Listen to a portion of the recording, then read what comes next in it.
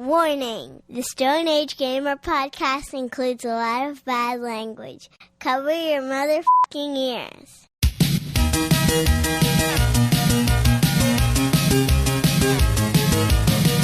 Good evening and welcome to the Stone Age Gamer podcast. I am Kris Randazzo and joining me tonight is quiet remover of bugs, Dan Ryan.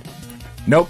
Inaccurate. That is an inaccurate description of me. I make it a big thing. I yell at them. I leave their carcasses for a bit as like a warning to their friends. I call them gaslighters. I'm like, oh, you thought you were just going to come in and be like, nah, it's cool, I'm leaving. But then you fucking didn't fly out when I opened the door. You fucking asshole. Dead. With a boot. So you're the opposite of a silent debugger. I get it. I am a loud bugger fucker-upper, I think. Here we go. Anyways, it's time to return to the Alphabet Super Series. It was my pick for the letter S, and I chose Silent Debuggers for TurboGrafx 16. Why would I spend my letter S pick on this game? I hope you like 16-bit first-person perspectives, because the Stone Age Gamer podcast starts now.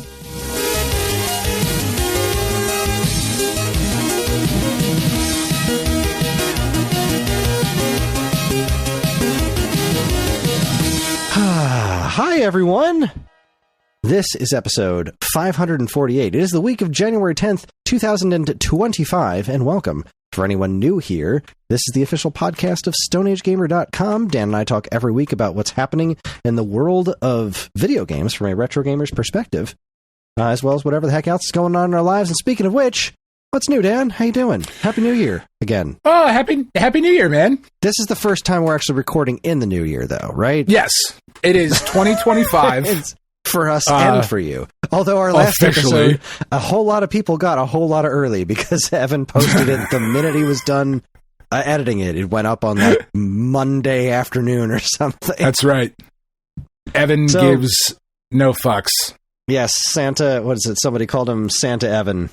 That's right. Early Crimbo present for some folks. Santevan. But, some people also didn't get a new episode on Friday. They had it earlier on Monday, but that's okay. We'll be back to normal this week, or whatever is normal by our standards. So yeah, what's going on with you? Nothing much, man. Today was infusion number 11 of 12. So the penultimate. I just love that word. Infusion. Next, so in 2 weeks, I go for number 12. And then 6 weeks after that, I get my full body PET scan to find out just how thoroughly I have kicked cancer's ass. And we get to move on and kind of restart life at that point, which I got to be honest, I'm really, really looking forward to. Over the last week, the rest of my eyelashes fell out. And what's really cool about that is that when you live in a home that has 4 giant dogs with a lot of hair and 4 cats, not to mention snakes and mice, there's a lot of pet hair, and dander, and dust, and it doesn't matter how often you clean, because it's still there. It's just an unavoidable fact of life. So what about fake lashes, like the ones that, women wear to extend their lashes, or do they need to connect to existing lashes to stay on your face? They do not. I did have a conversation with my darling wife, with Chat this morning about that. You had a chat with Chat? I had a chat with Chat, and the issue apparently, and I don't know how much I care about this, the issue apparently is that when you put the falsies on, they blend in with your existing eyelashes. And without eyelashes, what you will see then is like the strip that has been glued to your fucking eyelid.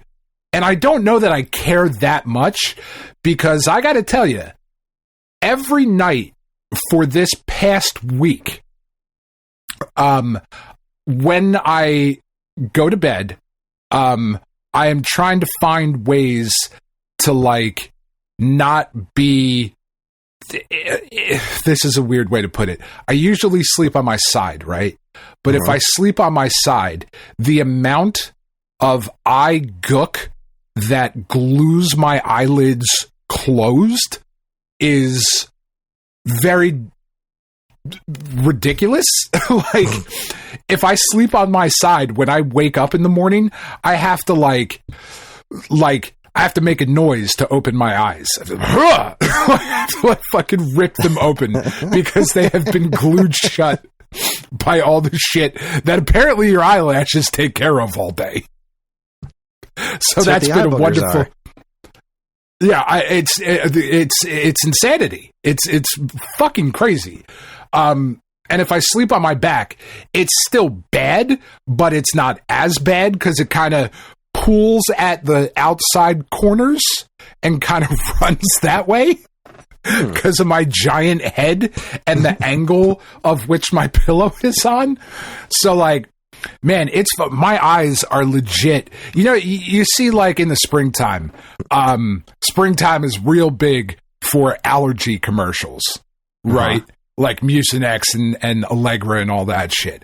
And they always show the, you know, dry, itchy eyes or runny, watery eyes. And then they show the picture, usually of a lady outside with just eyes that look like she's been punched a few times.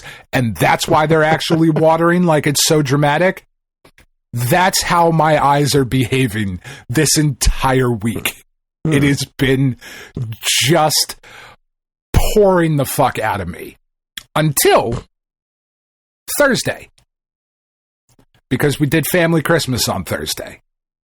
And one of the things that had been on my Christmas list for a couple of years was a 2-pack of blue light blocking glasses. Okay. And I wanted them because, as you do, I spend quite a bit of time with a screen in front of my face, right? Mm-hmm. So I wanted the blue light blocking glasses to help with the eye strain a little bit. I'm not 25 anymore. I'm going to be 45 in 10 months, but I'm going to be 45 this year. You know, like, it's time to start caring a little bit about this kind of shit. But I also found that the added benefit of having these blue light blocking glasses is that they also have cut down pretty significantly on the amount of shit getting into my eyes that my eyes then go, where the fuck are the lashes? Flush it out right now. Get the hose. So that's been fun. Do you not normally wear glasses? No. So you're one of those weirdos that just wakes up in the morning and can see. Yeah, it's like awesome. You just open your eyes and you're just raw dogging the earth. I'm just ready to go. Like yeah. I raw dog the earth with my eyeballs just constantly. Yeah, no protection. I'm just out there looking at shit. It's so much better. I got to be honest with you. Like, just being able to see is great. I don't have to worry about breaking my glasses. It must be nice. But on the other hand, I do have the excuse of being like, let's say I'm in a movie and there's a scene coming up that I don't want to see. I can just inconspicuously take off my glasses and stare at the movie screen and just see colors. When I'm at the like gym, a 5-year-old. When I'm at the gym and I'm exercising in front of a mirror and I can see myself in the mirror and I don't want to do that anymore, just take off my glasses and then all of a sudden, I'm not exercising in front of anything. Yeah, no. So that brings me to a little sidebar here, but can I tell you the saddest fucking thing? This is legit the saddest thing. It's the saddest fucking thing, legitimately, that I feel like I've ever done in my life. Okay. So I look at myself in the mirror. Now, unfortunately, there are not very many mirrors in... I'm drunk. I'm not. There are not very many mirrors in my home. There is a giant one in the bathroom. Okay. And it is perfectly positioned for you to be able to look at yourself taking a shit. If that's what you want to do, you can make eye contact. So it's opposite the toilet? It is opposite the toilet, but it's also over the sink and opposite the shower. Like, it's a big... When we redo the bathroom up there, the mirror is the first thing to go. We did not put it there. It was there when we bought the house. It's a weird choice. It's going to move to the ceiling, right? Yeah, well, in the bedroom, yeah. I was thinking the bathroom. No, oh God, maybe. I don't know. We'll see. Fucking kinky fucker. I don't know what you're into. I love a good group shower. And it's a wonder how I ended up where I did. So, the mirror across from the bathroom is off-putting 98% of the time. That other 2% of the time, you're like, no, I'm glad you're here with me. Like when you're talking to yourself and you got some issues to work through. Like, no, I'm glad there's two of us. We're going to get through this together, buddy. Look at yourself in the eye. That's right. You are going to pass this stone. You're going to make this happen, Martha. Because that's what I call when I talk to myself. I call myself Martha. I don't know why. I just always have. And Tiff calls herself George. It's a very Washington-esque thing here. But that 2%, I'm like, all right, Martha, don't look away, you pussy. Fuck it. You look right at me. Where's my eye contact, Martha? I need you. Eye contact with yourself as you shit. That's right. This is a window into your life that I was not expecting today. But okay, I'm in. Sometimes I'm in it's for the funny. Ride. Sometimes with the bidet, and you catch yourself making the Okay. I mean, I kind of liked it, but it was very cold. But I'm clean. That's a weird face that I made. I wonder if that's what I look like when I like other things. Interesting. And you go on a retro. Anyway, so this all ties into literally the saddest thing that I've ever done. So every now and again, I get a glimpse of myself in the mirror. And I have not liked what I've looked at in quite some time. I feel insanely weird without my beard or any facial hair whatsoever. The eyebrows I can kind of get past. The eyelashes I can even get. But, like, not having the beard, just, it really fucking throws me off. And, like, the other day, it's legit, like, Monday or Tuesday, I thought to myself, you know, if I, for a minute, I'm not going to do anything with it, but I can just open up TikTok on my phone and I can pretend like I'm going to record a video. I can switch that camera around. And the wonderful thing about TikTok is that they have filters that you can put on yourself, Kris. And some of those filters make you look like a puppy dog. And some make you look like a dragon when you open your mouth. But do you know what other ones do, Kris? They give you a beard? They give you a beard. So I spent more time than I'd like to admit looking at different beards on my face. Just feeling sorry for myself. Just sitting on my cancer chair alone at like 3:30 in the morning because I woke up in the middle of the night putting random TikTok filter beards on my naked face. Is that not the saddest fucking thing? I feel like it is. I don't think it's that sad. I feel like if you had discovered this even when you did have a beard, you would still be doing it. You'd be like, well, what if I had this beard? Oh, no. I knew about it before. I just didn't care. My beard was perfect. I didn't need any fucking help. Now, I just, I sat there the whole time. It's just, anyway. So, yeah. Glasses, I don't wear them. But I am rocking these, I think they're Oil Way. It was like $16 for 2 pair. My eyes have legitimately felt better with the amount of time that I've been staring at screens. Like, I was on my phone and my Steam Deck all morning at the infusion. You know, I'm down here at the computer all the time. I started writing for the Substack again. You know, I'm doing a bunch of stuff, and my eyes do legitimately feel better. And they were cheap. It was like $16 for the 2-pack. I think they're called Oil Way or Ollie Way, something like that. Doesn't really matter. You can get them on Amazon. And they're nice. They like, I am eventually going to need glasses. So this kind of trial run is like, I don't think they look bad on my face per se. You know? It's just the rest of me that looks fucking weird.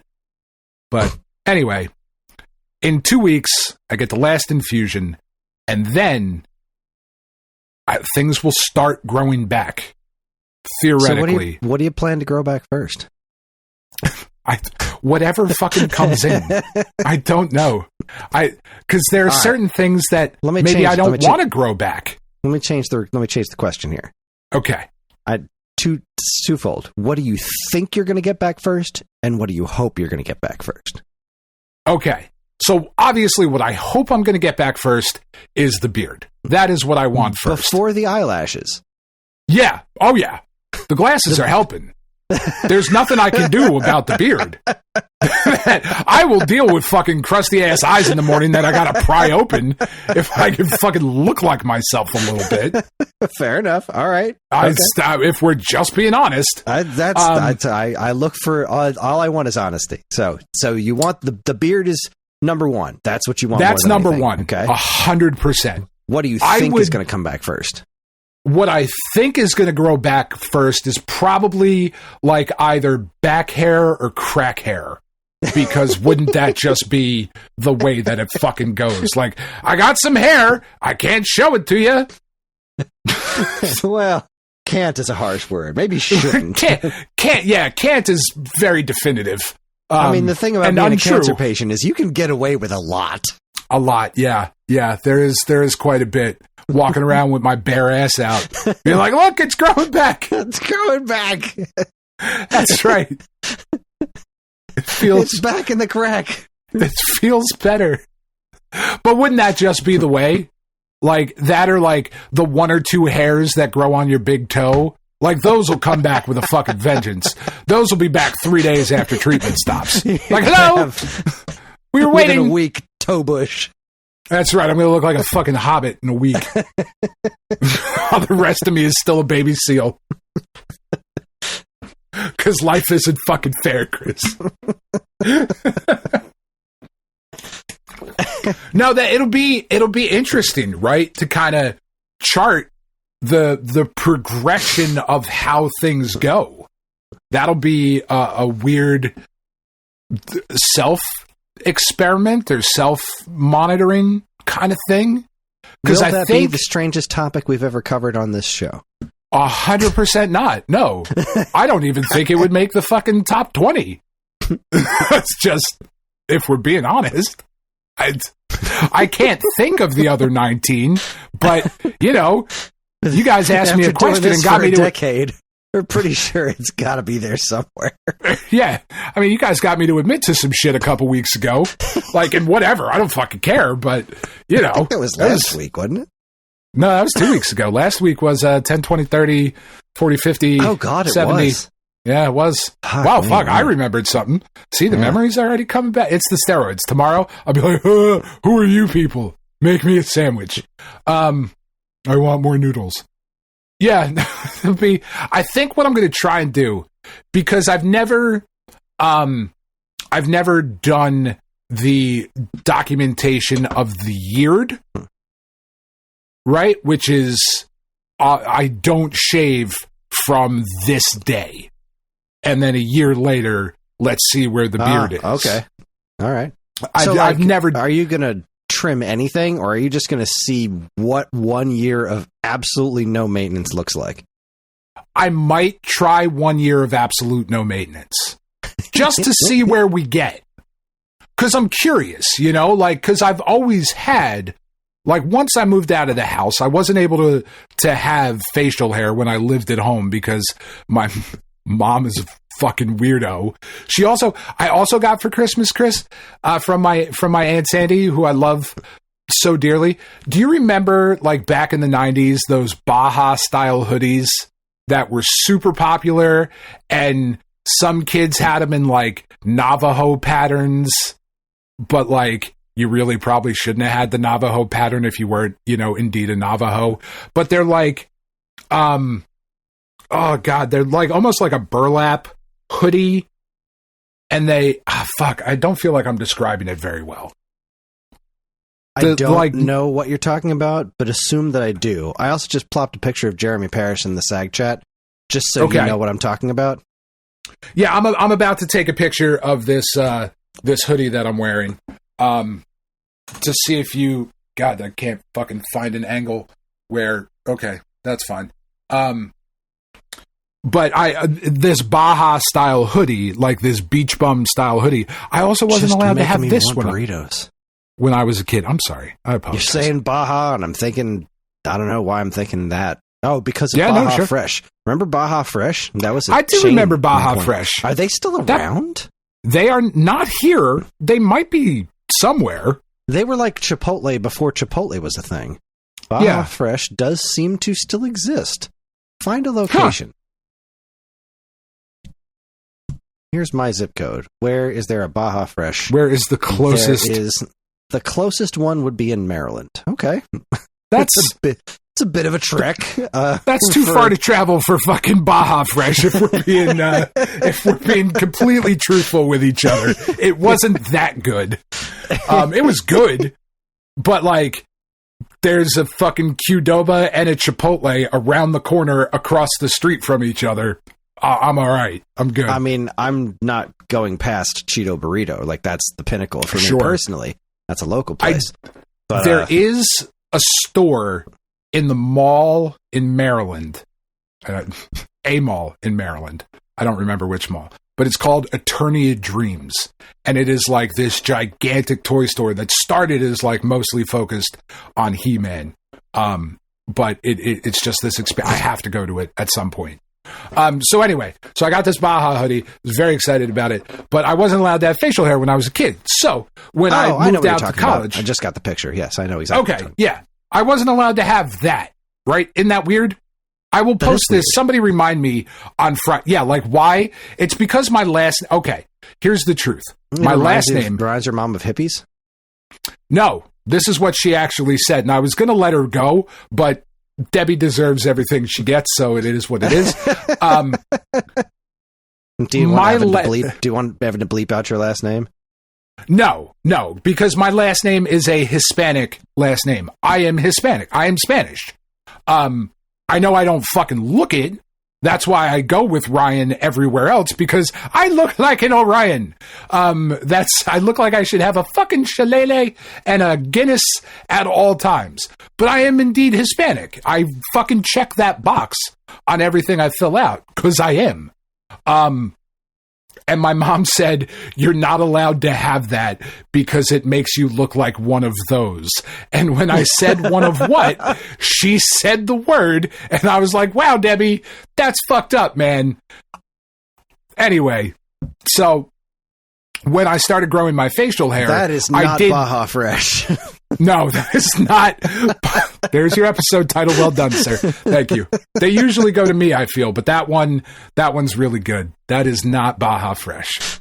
Yeah, so like I started like growing like a funny mustache for a bit, and then a goatee, and then the goatee and mustache together, and then just the Van Dyke at the bottom, and big sideburns, Wolverine mutton chops, and then like eventually let everything just kind of grow together, but never reset all the way to zero until I had no choice because it won't grow.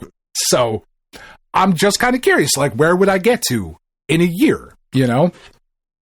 Get that? It's very interesting because on one hand, I know people I know women who have never seen what's underneath their husband's beards. Yeah, my kids had never seen it. Like that's one thing, but what was it? But that's 15 years. My one friend, she has no idea if her daughter got her chin or her husband's chin. She's got no idea. There's no way to know because he's never going to shave the beard. Like, right. It's just a strange question. Like, does that question really need an answer? Probably not. But at the same time, it seems like it is interesting. It's a thing that you might want to know. Yeah. Yeah, it's weird, man. It's weird. I've like my kids shaving my beard off just for funsies one time, but I would probably scare the children because I don't have your looks. I mean, come on. Let's not. I'm all right. I'm doing a pitch. No, you're a 10 out of 10. Well, thank you. You're a but yeah, like my kids were fucking freaked out by it because they had 15 years. No, put it back. Yeah. Tape some dog hair on your face. Do something. I let them shave part of it. I was like, you're never going to get this opportunity again. You know? So come on over here. They got something cool out of it. That's pretty nice. But like Penny especially was like that. It took her a couple days where she wasn't looking at me weird every time. Like noticeably like looking at me askance. I was like, it's going to be okay, dude. And she was like, I really miss it though. I said, I do too. I get it. And now it's like whatever, because it's been 6 months of this. But yeah, they had never, 15 years, they had never consciously seen me without a beard. So now everybody has. How much do you look like them? A lot more than I thought. Yeah, a lot more than I thought. Katie has my chin, or Robbie has my chin. To answer the chin question, Robbie got my chin. Well, Penn looks kind of nice to have that answer. Yeah. Penn looks a lot like there's definitely some facial features of mine that are there. Her mouth is way more shaped like mine than Tiff, which is weird because she has Tiff's nose. Robbie has Tiff's nose too. It's weird, like looking at your kids and being able to pick out those different things. But I also look like my grandmother, the meme, as we called her. Like I had my Aunt Sandy sent me a picture of the meme, and I was like, "Fuck, that's exact. I look like an old woman." God damn it! I'm so upset. Or she looks like a young cancer-stricken man. Neither of those are good, right? Like neither of those are like, oh, I would rather that one. Yeah, it's fucking genealogy. Like in that whole passing down traits thing, it's fucking bananas. And I don't pretend to understand it any deeper than the fucking Punnett squares we did in biology class. Anyway.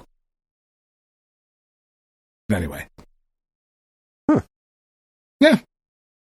So that's where I'm at. That was today. Infusion number 11. The nurse was lovely, as they have all been. It's when I went and got my blood drawn earlier in the week. The two ladies that are always there when I go and get my blood drawn were very upset that it was coming down to the end. They were like, but then we're not going to see you anymore. I mean, like, good, beat cancer, but like, we like you. And I was like, well, I'm sure I will need blood work in the future, and Tiff was very adamant that when I go for my last blood draw with them, that we're going to like bring them cookies or whatever, because they've been really awesome. Like everybody has just been, and it would be weird if people were being assholes about it. Like I know I'm not breaking news here of like, hey, everybody's been really cool. But like everybody's been just really genuinely awesome. And like to get involved in that type of work, to work in oncology specifically, you have to be a particular kind of crazy to get involved in it. And thank whatever deity you believe in that people are there, because if you ever need them, they help so tremendously while you are going through just the fucking worst thing you could go through, or one of the worst things you could go through. So, yeah, it's very, very forced weird to play soccer while doing it. Right. Yeah. It's very weird now to be this close to the quote unquote end of this. Because it's not going to be over still for a couple of years. Like I will have the port for a few years, and I got to keep getting tested and scanned, and there's a chance shit comes back in 6 months and we got to do some more. Like all of that but that's all like future. So this particular set of awful is almost over. And that's really weird to now be thinking about re-entering the world as like a functioning, contributing member and not a cancer patient. That's kind of trippy too. Well, I'm happy for you. I am thrilled. Yeah, this isn't me saying I was like, oh man, people don't have to be nice to me anymore. That sucks. Like it is worth the trade-off. Like I am well looking forward to it, but it's just a weird. It's been weird, man. It's been weird. Yeah, I mean, it's my understanding that cancer treatments are not the normalest thing in the world. And the human body's a fucking disaster to begin with, so... It's fucking crazy. It's just crazy. My nails are all fucking weird. It's just like they're super weak and brittle because, you know, hair and nails are made out of the same shit. Of Malk? Yeah, oh. Or Miak? Fine Austrian Miak. Fucking Ernest Scared Stupid reference? Right. Yeah. So I've much never water. seen an Ernest movie, but I know that reference because Sean and Paul talk about Ernest movies all the time on a theater near you. They're not good. They're real bad. I never found him funny. I also don't find Mr. Bean funny. Like, not that they're the same dude, but it's just not my thing. I have found Mr. Bean's an interesting category because, like, I feel like he's funny in about half the doses that he is in, right? Like, the shtick wears off so much faster than I think the product lasts. Yeah. I feel like that's certainly true. Smaller doses of Mr. Bean can be very amusing, but then, like, you know, stop. I don't need to watch this for a half hour. I get it. Yeah. I got it. Yep. That's okay. Moving on. That's the joke. I like him a lot. Yeah, that's the joke. You told it. Like, I don't want to hear the same knock-knock joke for an hour either. Like, that's not an indictment on Rowan Atkinson in general. No, I like him Yeah. as Rowan Atkinson. I just don't care for Mr. Bean. The same way that Ernest, whatever that dude's name was, I can't remember. Lynn Varley? Was that it? Jim Varney, I think. Jim Varney. Lynn Varley. Who the fuck is that? I don't know. I made that shit up. But I got you there. So, like, I was helping. You know, that was a reach around to get there. Yeah, that's what I was hoping for when I got on the podcast, and I was a reach around. And well, you know, all you had to do was ask. That's right. Mouth is a mouth. I don't want to have to ask. I want it to just happen, you know? I want you to want to give me a reach around, Kris. Why would I want to do that? Anyway, I like that guy in other stuff, you know, but not. I feel the same way about Pee-wee. Like, Pee-wee gets old pretty quick for me, you know. I like it, but I definitely need Cowboy Curtis, or else I'm, you know, I'm not interested. Anyway, yeah, they're not good movies, but that line is super funny because it's just so obviously milk. Fine Austrian Miak. Fucking funny line. Oh, shit. What have you been up to? Well, I talked did I talk last week how I almost bought a PS5? Yeah. But instead you're getting a vacuum like an asshole. Yeah, I got the vacuum. Oh, man. I'm so happy. I'm so happy. I vacuumed this house top to bottom like 3 times. I love it. I love it so much. It does the job so much better than my old vacuum. Like, it just... That's good. Gets it done. And the thing, I wasn't sure whether or not to trust that this thing was like self-cleaning, that it wouldn't get the dog hair caught in the bristles, like the brushes or whatever. Yeah. This thing is pet hair proof. I'm like, okay. I got a fucking golden retriever, and the in-laws were here with their gigantic demon dog, the Ozzy, the Bernese. Oh, Bernese mountain dog, right? So there was some serious fucking pet hair. I got one of those all over this house. And this vacuum handled it like a champ. And not only that, there wasn't a strand of hair stuck in the bristles after vacuuming this house floor to ceiling like 3 times. So happy. All right, well, that's pretty awesome. I'm so happy with my purchase. Can I ask how much it was? $130. That's not terrible for a vacuum. Not bad at all. There was a cheaper one, and I decided to not cheap out completely. I didn't want to go like with the $500-$600 Dyson kind of a thing. And I didn't want a stick vacuum. I wanted something that I could just crack open and dump the hair out from time to time. And this was just the one. It was a Shark, so it was the same brand as the steam mop that I got.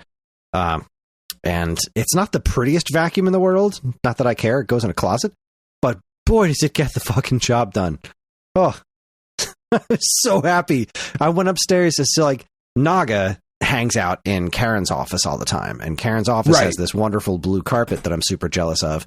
And it's, it is constantly just inundated with so much Naga fur. It's ridiculous. And I would go up there and vacuum it once a week with the old vacuum. And I'd be up there for like 15 minutes in this tiny, just vacuuming this one rug for like 15 minutes, just going over and over and over it. One pass with the new vacuum got it so that even if I took the rubber thing out, the rubber broom, I couldn't get any dog hair out of it. Just fucking, it got all of it. It nailed it. I can adjust suction on the fly, which is super cool. Ooh. Right? So, so can I. It's with your vacuum or? Yeah, with the vacuum. Let's go with that. Let's go with that. That's what I meant. This was definitely not something that I was used to before. I thought this was super cool, right? Because it's like, if you're having trouble turning the vacuum, you can adjust the suction with this thing. I'm like, well, that's interesting. And it's this little, like, opening. It's like a little door on the handle where the air's going through for, like, if you detach the handle to make it under the brush that can, like, go on the ceiling and the stands and stuff.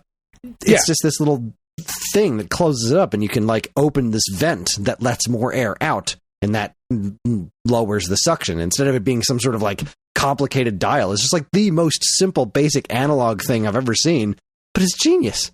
Oh, that's quite nice. It is quite nice. I am looking forward to vacuuming the house again tomorrow and mopping again tomorrow because I can just mop whatever the fuck I want now. I'm going to fill up a bucket and get soap all over things. Oh, just magnificent. My floors are so goddamn clean this week. And then again, and like after the cousins came, and after the in-laws were here with their big dopey dog, it's like, I don't give a shit. I will clean this up with a smile on my face tomorrow because my vacuum fucking works now, and I am ready to go. Cannot wait to de-Christmasify the house tomorrow.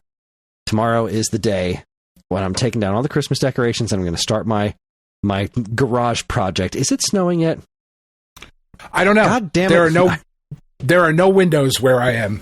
Everything's behind me and it's pitch black. I can't look outside. There's no windows, no ventilation. We were supposed to get a dusting of snow tonight.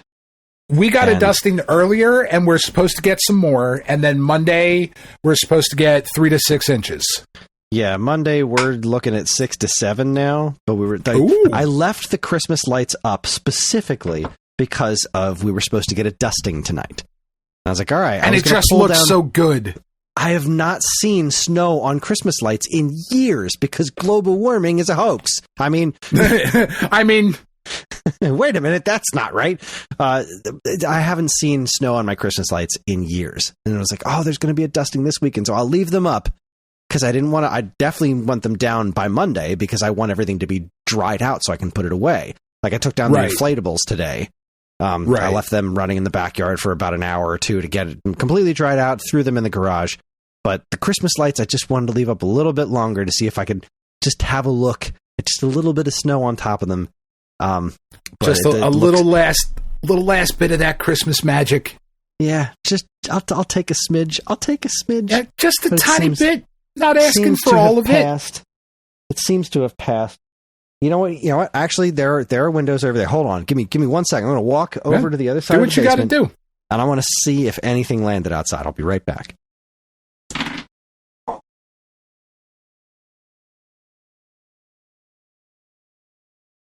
It's beginning to look a lot like Christmas, 'cause I'm fucking broke. When I look at my bank account, I want to scream and shout, where the fuck did all the money go? It's beginning to look a lot like Christmas. Everyone is pissed. Did this come with a gift receipt? Oh, I can't see shit. It's just pitch black outside. I can't see anything. Well, you should put some Christmas lights in the backyard. I should. Just for this exact instance. Just for this exact moment. Yeah, no, the only time we've ever had snow on lights is we used to have like the barn light, the fucking exposed bulb shit going out around the pool. But like squirrels fucking chewed through that. But like the first year we were here, it snowed a whole bunch, and those lights were just out all year. in the backyard, like along the fence posts and whatnot. And that just looks super fucking cool. I love it. I miss it. Yeah, me That's too. why I'm moving to Vermont. They get snow. Oh, okay. Yeah, I would like to move to Canada or just somewhere where they get snow, but Karen and John hate the cold, so just be me and Ellie. They don't have to go with you. Just you and Ellie. Two of us That's will right. move to Canada. No, we'll get a big piece of land, build a couple tiny houses with like a big communal like fucking hangout space in the middle for like video games and all that stuff up in Vermont. It'll be great. Sounds like a hoot. A fucking permanent Stone Age sleepaway camp. It'll be amazing. Man, I have not been to Vermont in a long time. We used to go to Vermont and like climb a mountain and then camp on top of it. And sounds those were the great. days. That was awesome. I've actually never been to Vermont. I just know that I would love it. You know, like you have a feeling about, like I knew before I went to Chicago, I was like, this is going to be one of my very favorite places. I just know it's going to. And it indeed was. It's a fucking incredible city. I loved everything about it.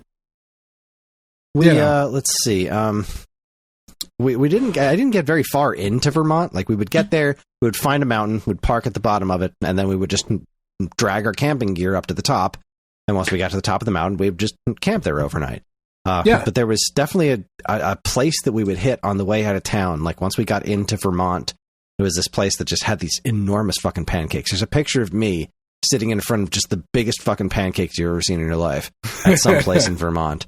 Man, I miss doing that. I would tell John these stories when he was a kid. These, the daddy mountain stories where I would just climb on top of a mountain and, make fire from just whatever wood's sitting out there. And one time we went up there and one of the fucking guys that was in charge of bringing ketchup brought that purple ketchup.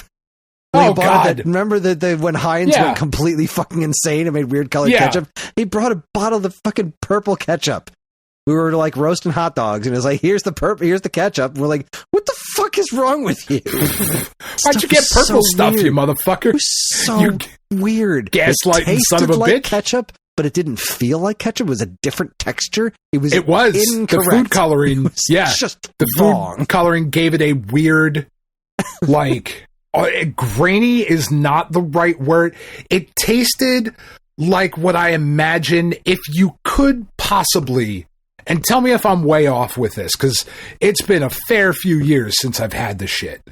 But I have this distinct memory of the only way I can describe the texture is if you could lick film grain. Like when you're watching an old movie and you like a grainy film, if you could lick that texture, but have it taste like ketchup, that's what the fucking purple ketchup was. Yeah, and the green and the blue ketchup.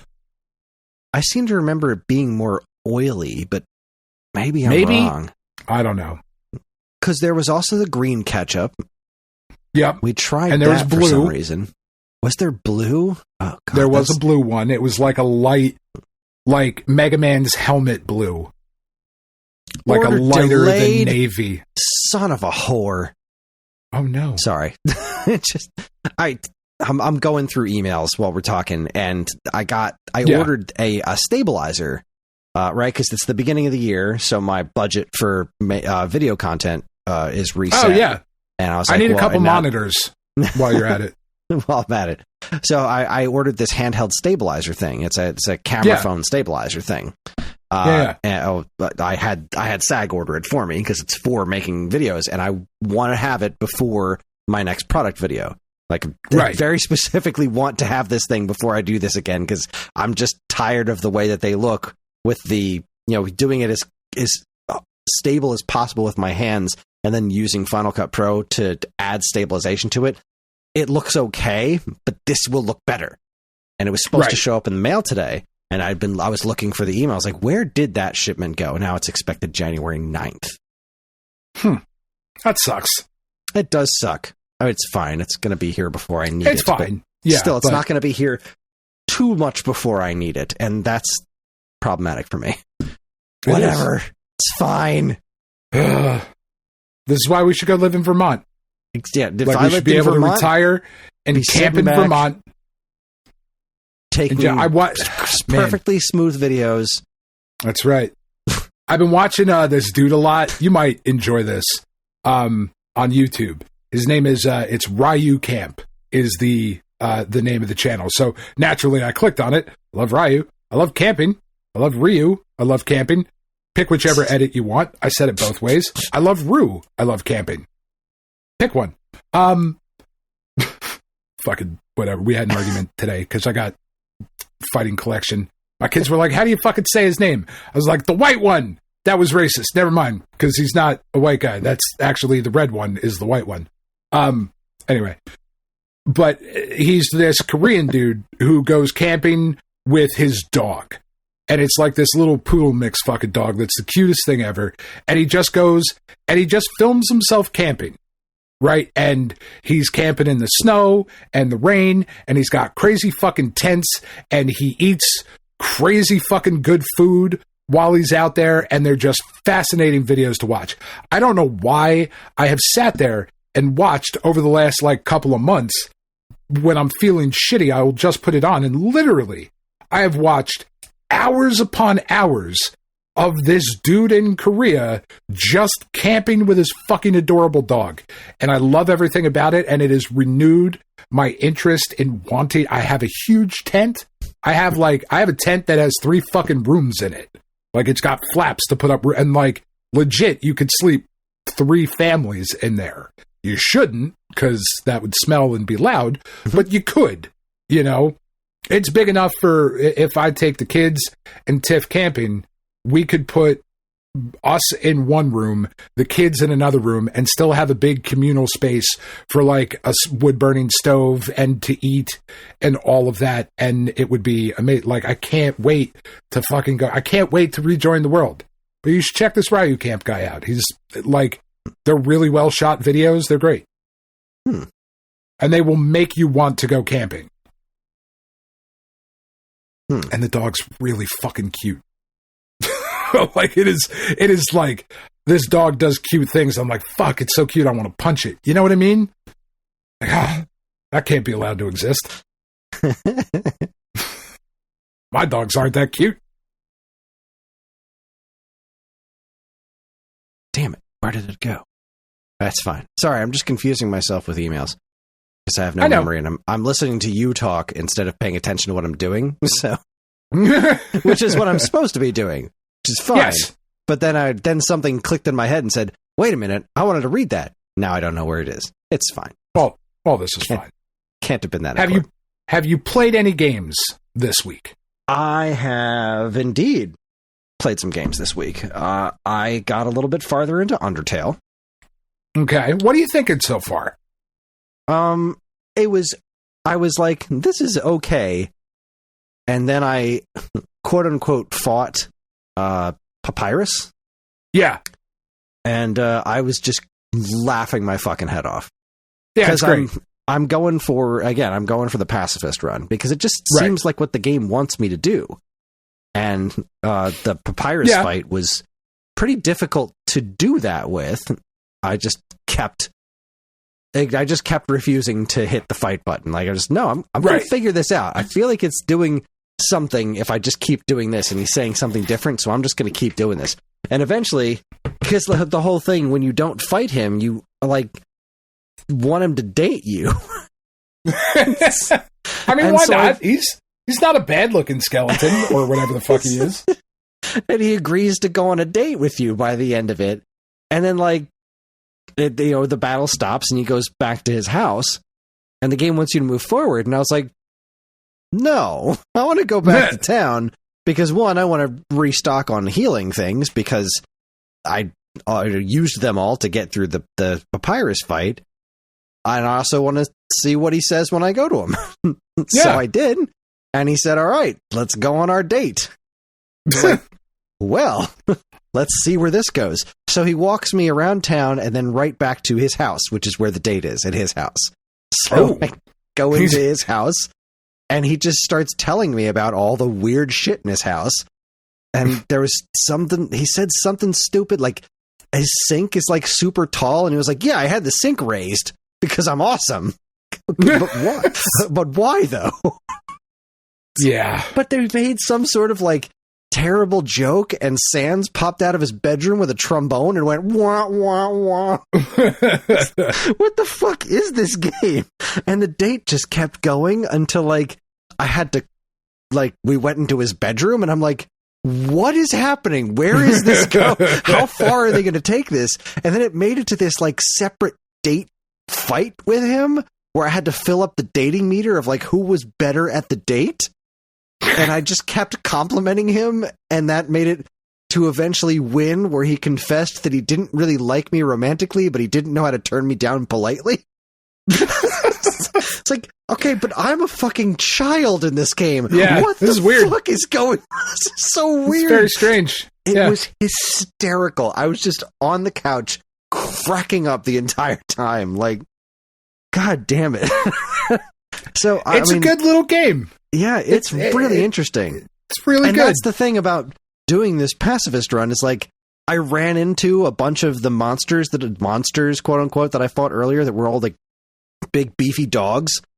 And like they were all like chilling in a bar, and they were all being nice to me because I didn't fight them, and they were just there. Yeah. And like living their lives for a little bit, just doing their thing. It's like, oh, don't talk to that guy. He will jump in your lap and require pets. Okay. So it's really neat so far. I don't like my character's design. Like the main character, I forget I looked online to find out what the default name is supposed to be, quote unquote, whatever. Yeah. So I called him whatever that was, and I've already forgotten what it is. But I don't like that character design. I just think I look ridiculous. It's a weird. But everything else, I really like the look. I like the designs of all the creatures. They're really bizarre. The writing is fantastic. It's not exactly what I thought it was going to be, because everyone was always saying this was like very Earthbound, and I'm not getting Earthbound from this. Maybe I'm wrong. Maybe I just don't remember Earthbound as well as other people do, but that's not the vibe I'm getting out of this game. It's not giving me Earthbound. Like, it's clever. It's a cleverly written RPG, and the battles happen from a first-person perspective, but the battle system is completely different.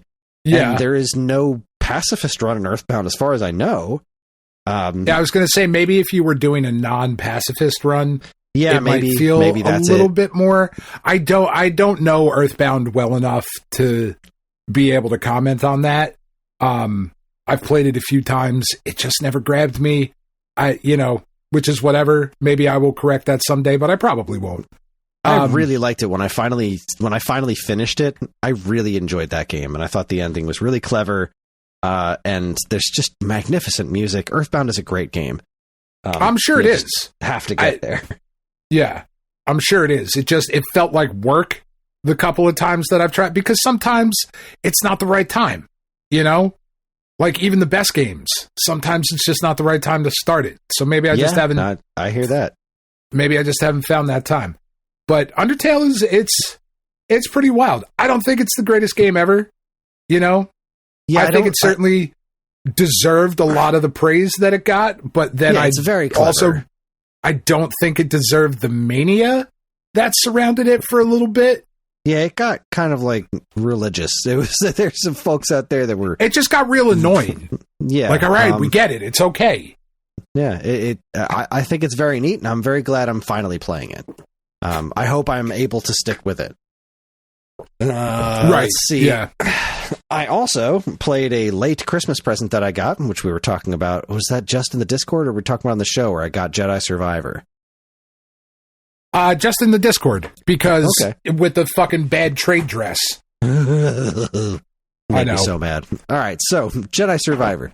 My whole thing was like, I'll just get it on the previous gen system, because I was looking at screenshots online, and it looks pretty much the same. Well, I hope it doesn't run the same, because, wow, this thing is janky as fuck. Yeah, I figured it would be. And I don't. That's think a reason to get a PS5. I don't think there's an excuse for it, because this does not appear, at least anywhere that I've been so far, I have not seen anything that is more impressive than was in the previous Jedi Fallen Order. Right. Not seen anything to that extent yet. Yet in the first, and like there's a lot of like weird texture pop in, and I remember that from the last game, and that's, you know, it is what it is. Whatever. I can deal with it. It's distracting, but it's not the end of the world. But there was this escape sequence towards the beginning where I was supposed to be climbing onto something, and I couldn't figure it out because what I was supposed to be climbing on wasn't there. So I'm climbing on something that's about a foot away from a wall, and I'm like, maybe I'm supposed to be climbing on the wall and something's just wrong. But then I started climbing on nothing, into nothing, just across a giant chasm of me just grabbing the air and climbing across it. Yeah. Like, well, this is certainly not okay. Now, look, I'm not saying that I'm not one to like really complain about things breaking the immersion, but wow. That's a little bit something else. And that's thus far, the writing does appear to be very similar to the first game. Like, you start out and there's that other crew running around, and as soon as I saw them, I'm like, these guys are all dead.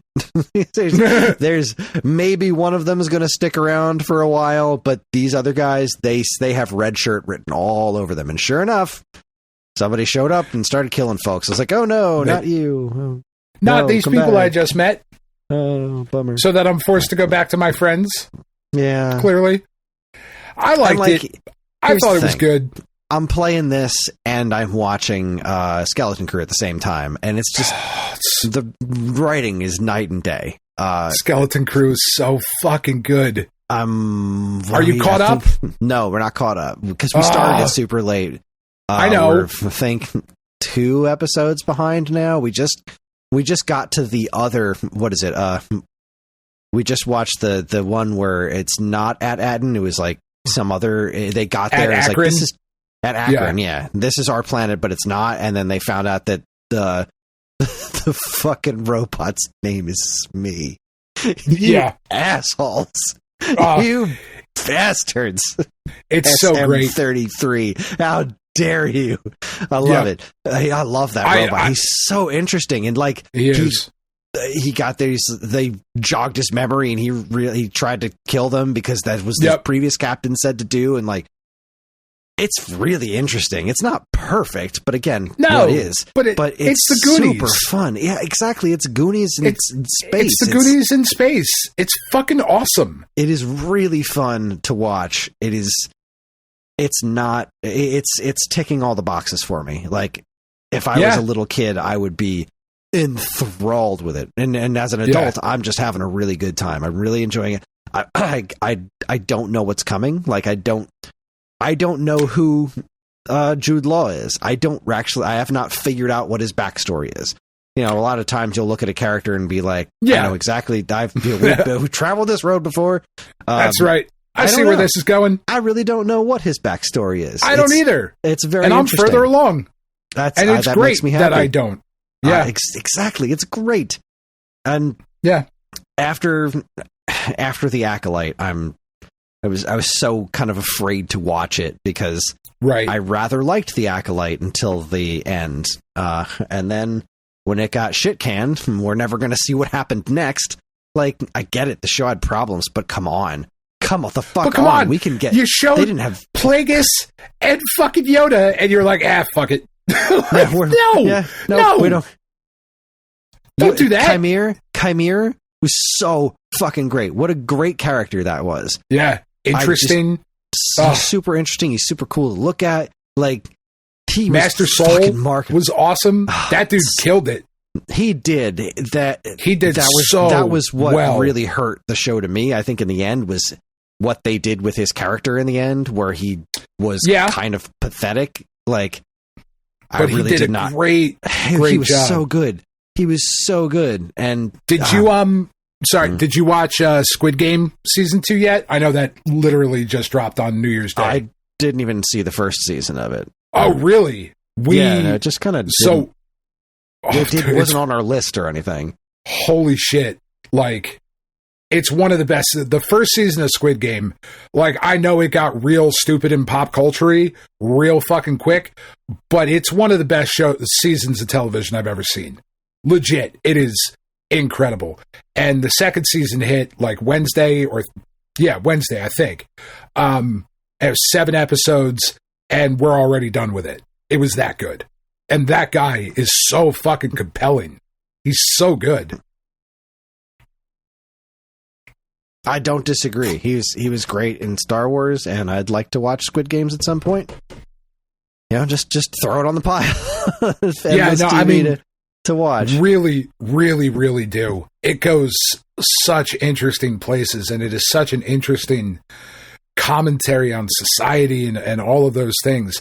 And then what they fucking did in season 2 and where they ended it. Like, now they did end it with season 3 coming 2025, and it was like, it fucking better be. Because it's akin to you showed Yoda. You showed Vastra going to Yoda, or whatever her name was. Is it Vastra? Or am I thinking Doctor Who? The green, is that? I can't remember. The green girl in Doctor Who, the lizard? She was one of the ones that was in the High Republic, the comics. Like, she was an existing character. Anyways, I can't remember her name. I can't remember it either, but I really liked that show. So I was kind of timid about watching a Skeleton Crew because I didn't want, but not being on social media, specifically not being on Twitter, I haven't heard anything about the show. So I was able to just kind of go in blind, and I'm just enjoying it, and I'm not hearing a constant barrage of people telling me that I'm stupid and I should die in a fire because all Disney Star Wars because you like this kid's show. Yeah, it's woke DEI Star Wars. Disney should rot in hell. Like, I'm just not in there anymore. So they put an elephant in it. Ugh. Fucking pandering to the elephant crew, the elephant community. Yeah, those who identify as elephants. I said, so the elephant's name is Neil. Mm-hmm. And we were watching the latest episode last night, me and Tiff, and I was like, man, they are really focusing on Neil Pachydermis here. And she just thought that was the fucking funniest thing. And then I decided, I was like, let me see how far I can put. I was like, you get it? Because it's like Neil Patrick Harris. I was like, if he does a magic trick, this is going to be the greatest. She was like, no, it's no longer funny. You're killing it. It's like, okay, I'm sorry. That's what I do. Yeah, it's great. But I will say that the Fallen Jedi, whatever the fuck trilogy this is going to end up being called, I do think they're still worth playing. The second one I do think is worth finishing. It goes some interesting places and adds some spokes to the wheel of like general Star Wars lore, because they are canon. Like, that was they are canon. Like, so I'm gonna finish it. I'm like, I don't want to make it sound like I was not enjoying myself. Like, right. It is still a pretty decent game. I like the little hookshot thingy that I got. That's kind of neat. That's a fun new addition. There's some cool lightsaber styles that you unlock. I've only slid down one hill so far. That was pretty nice. Yeah. I haven't slid down 5 hills. There's less little skateboarding segments. I am still like squeezing through tight spaces, but it's neat. I hope I find more time to play it, because I played it a little bit on break. Because as soon as my sister gave it to me, I was like, well, this is what I want to play. This is what I want to spend my time with. So I I think I may put maybe an hour and a half into it total. I'm not sure. And I'm still not great at it. I don't think the combat feels good at all. Just like the first one, it feels like a modern game, and it reminds me why I don't play them. I can see that criticism. But I do like that I'm slicing through stormtroopers. Like, I like that when I'm fighting them, my lightsaber's doing what a lightsaber's supposed to do. That makes me happy. And I can't remember if Fallen Order was like that, but I specifically remember Force Unleashed not being like that, and it pissing me off the entire time. This one's just slice right through them. The limbs are flopping all over the place. Yep. It's so fucking close. It's so close. It is so close. And it just makes you wonder, like, what if Naughty Dog was making this? Right. See, that's what I'm talking about. Like, or even it's so close. Even if just somebody would let it get like that. That's all. What it's missing is polish. Obviously, what it's missing is non-video game tier scripts, right? Like, yeah, this is not the kind of writing that you would see in a Star Wars TV show. This is slightly below like Bad Batch level stuff, and it's not necessarily the acting, it's the entire presentation of the characterization, the melodrama, it's like the snarky way they talk. It's like it's trying to be Star Wars instead of just being what it is. This is instead of just being Star Wars. Exactly. Instead of just being Star Wars, it's trying to take itself seriously, but in a way that's like a little kid screaming, "Look at me! Look how serious and real I am!" And it was the same thing that bothered me about the first one. It's like every time it would do something that was supposed to be impactful, I was just so bothered by it's just like freaking Concord. It's just like, oh, look, it's the little guy. He talks like Danny DeVito, and he's got the thick Brooklyn accent. Hey, it's the little guy. You don't expect it because he's a little guy, right? But he's talking like he's a big guy. You see how clever that is? Look how clever that is. I fucking hated it. That was a pretty good Grizz. That wasn't bad. Thank you. But I just despise that level of writing. Like, that's the creative bankruptcy here. But it's got good EA. ideas. It's EA. Good ideas. It just needs somebody to dig those ideas out of there. EA stands for exactly average. That's where they are now. EA doesn't make great games anymore. They're fine.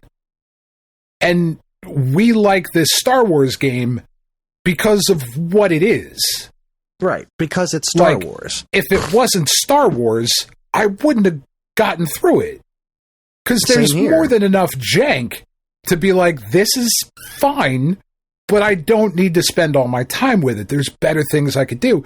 But I wanted to see where the story went. I wanted to be in the world and Star Wars and the light speed and like all that shit. It's just exactly average, carried by the weight of the license. I would very much like to see Cal Kestis in live action. Especially since they modeled the goddamn character after the actor. So, like, he could play himself in a live-action Star Wars situation, and it would be perfect. And there's so much. Yeah, I mean, I do like that kid. He's a good actor. He is... He's a really good actor. Listening to Cal speak is probably the most natural of any of the characters I've run across in it so far. Like, I just beat the 9th sister or whatever. Yeah. And again, that was fine. But it just didn't... The game's fine. And I'm playing it because it's Star Wars, and I'm really glad I got it. I do kind of wish I got it on a next-gen platform, although now I'm really curious, how janky is it on next-gen platforms? Is it the same jank at a higher frame rate? Like, no, it was not like that. Like playing the Fallen Order on PS4 and then playing this one on PS5. It's still not perfect, but there's not shit missing. Like, I never ran into that. Like, there is a difference. Yeah, that is nice, but is it enough to convince me to drop $500 goddamn dollars on a PlayStation 5 to play a mediocre Star Wars game in a better condition? I don't think it is. Probably not. No. Not when my car smells funny. No, and not because you left a burrito in it. Like, I've got other things to spend my money on. Are there more important things to spend my money on? Being responsible. So responsible. And, saving up for that Switch too. Got to make sure I'm ready for that. That's right. Ooh. Big win. I wonder how much this is for. $2. Yeah, I'll take it. Anything else? Anyways, spent New Year's Eve. I went to one of Ellie's friends' houses. Like, their parent was throwing a party. There was a bunch of kids there, and I hung out with some of the parents. Karen got along with a bunch of the other moms, like great. She was having a ball. I was with the other dads, and not quite. I just didn't really fit in. They were perfectly nice people, but it was like, yeah, we like video games. We play Call of Duty. Okay. All right. The guy was a big Flyers fan. I was like, cool. But he's like, then he starts talking sports. And I'm like, I know that guy's name. I like hockey. It's fun to watch. Like he's going, these two guys are just going in all the stats and everything. It's like, it was like that. He was a musician, and we talked about that for a minute. He's a drummer, but he was like a drummer in a metal band and whatnot. And I get it. Like, that's cool, but we just didn't have anything in common in that. We were almost right there, but it felt difficult for me to make conversation, right? I was kind of forcing myself to be in the conversation, and I just wanted to go home. So after the party was over, which was a little bit after 9, like 9:30 or so, we took the kids home. We had the neighbor girls with us too. We gave them a ride because we were right up the street. So it was just like, they dropped balloons, they had a fake countdown, and then we all went home. Our kids wanted to stay up until midnight. I didn't quite make it. I fell asleep I fell asleep in a chair for like an hour, and then I woke up at like 11:30ish, 11:15. So I was there for it, but that counts. Yeah, it counts. I took a little... You're an adult. That shit counts. Had a little siesta there. But I spent most of the evenings playing Super Nintendo during games. the day. Yeah, there you go. I was, I just went through Nintendo Switch Online and played like a couple levels of Super Mario Kart and Donkey Kong Country and, booted up some Mega Man X. Like I just played Super Nintendo games because that made me happy. And then John really wanted to be on Animal Crossing again for midnight, and he was, and that was cute and fun. I forgot they do that thing. They do the countdown, and we all, Ellie was jumping up and down the countdown, and it was really fun. And then I was asleep by like 12:05. And then I was right back out. And New Year's Day, I feel you must have seen the sandwich that I posted in the Discord. I did. So every year, this started with my friend Joe. He and I had this. We used to go over to their house for New Year's, and like every year, I wish I could go over their house again. Like we are all older and have kids now, so it's far more difficult. They're up in North Jersey. We used to be there, and now we're not. So it'd be a huge long ride, and we'd stay up all night playing games, video games, board games, all kinds of stuff, and then we'd wake up in the morning, and Joe and I invented Live the Dream sandwiches, where we would just put, we had a couple of breakfast meats, and we were going to have egg sandwiches. Like, fuck it, we're going to put all the meats on these things, because why not, right? Why the fuck not? Live the dream. Let's do it. Live the dream. And so we have been doing that ever since, and taking pictures of our respective sandwiches. And I have gotten, I think I hit my limit this year. I think I took this as far as I should. I can't think of what I would do past it. So I have been thinking about it, Kris. And I think for this sandwich, all right, so give a rundown. This is important. Give a rundown of the meats. Yeah, that was the first thing I needed to I'm looking for the picture in the Discord. There it is. Okay, it was about, I want to say this was maybe, we're borderline Shaggy Burger here. This was a good 6 inches tall. You can't bite that. No, I squished it down, but there was no single top to bottom bite. That was just not something I was capable of. Just the meat. Well, let's get the simple shit out of the way. It's a biscuit. It was just a Grand's biscuit that we, opened up the can, and ta-da, that was the can of biscuits. They're perfectly fine. The eggs, it was 2 eggs. I don't do fried eggs. I do a scramble. I did spinach Parmesan scramble. And then I just kind of cook them in a big pan so they're nice and flat. And then I can kind of fold them into each other so they fit on the, cut it in half. So it was 2 of those spinach Parmesan egg situations. And then it was bacon, sausage, pork roll, Canadian bacon, and then for Christmas we made ham, so I had leftover ham. So it was 5 meats: bacon, sausage, Canadian bacon, pork roll, and ham. Oh, and cheddar cheese. 2 thick slices of cheddar cheese. So I have some thoughts. Yeah, please. I think so.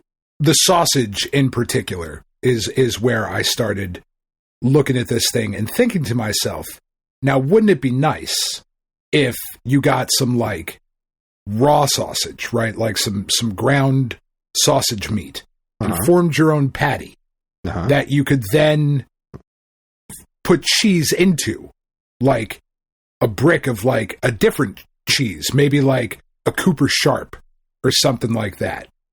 And then you kind of grill that up, fry that up like smash burger style, get that there for your sausage, right? And then you can go crazy with some other ground, but you could put like whatever patty you wanted on there. But the thing that really would set it off is you got to do the fucking runny egg on top. Nope, absolutely not. I hate runny eggs. That's not my thing. That's so not my jam. Fuck, I'm not allowed to have them currently. This is my dream sandwich. I looked at that sandwich and I was like, you put a fucking runny egg on top of that, and I might fuck that sandwich. Like, I might not be able to help myself. I would make that for somebody else. I would make that for Karen. I think she had a runny egg on hers, which wasn't nearly as insane as mine, obviously, because, she wants to live. Yeah, that's fair.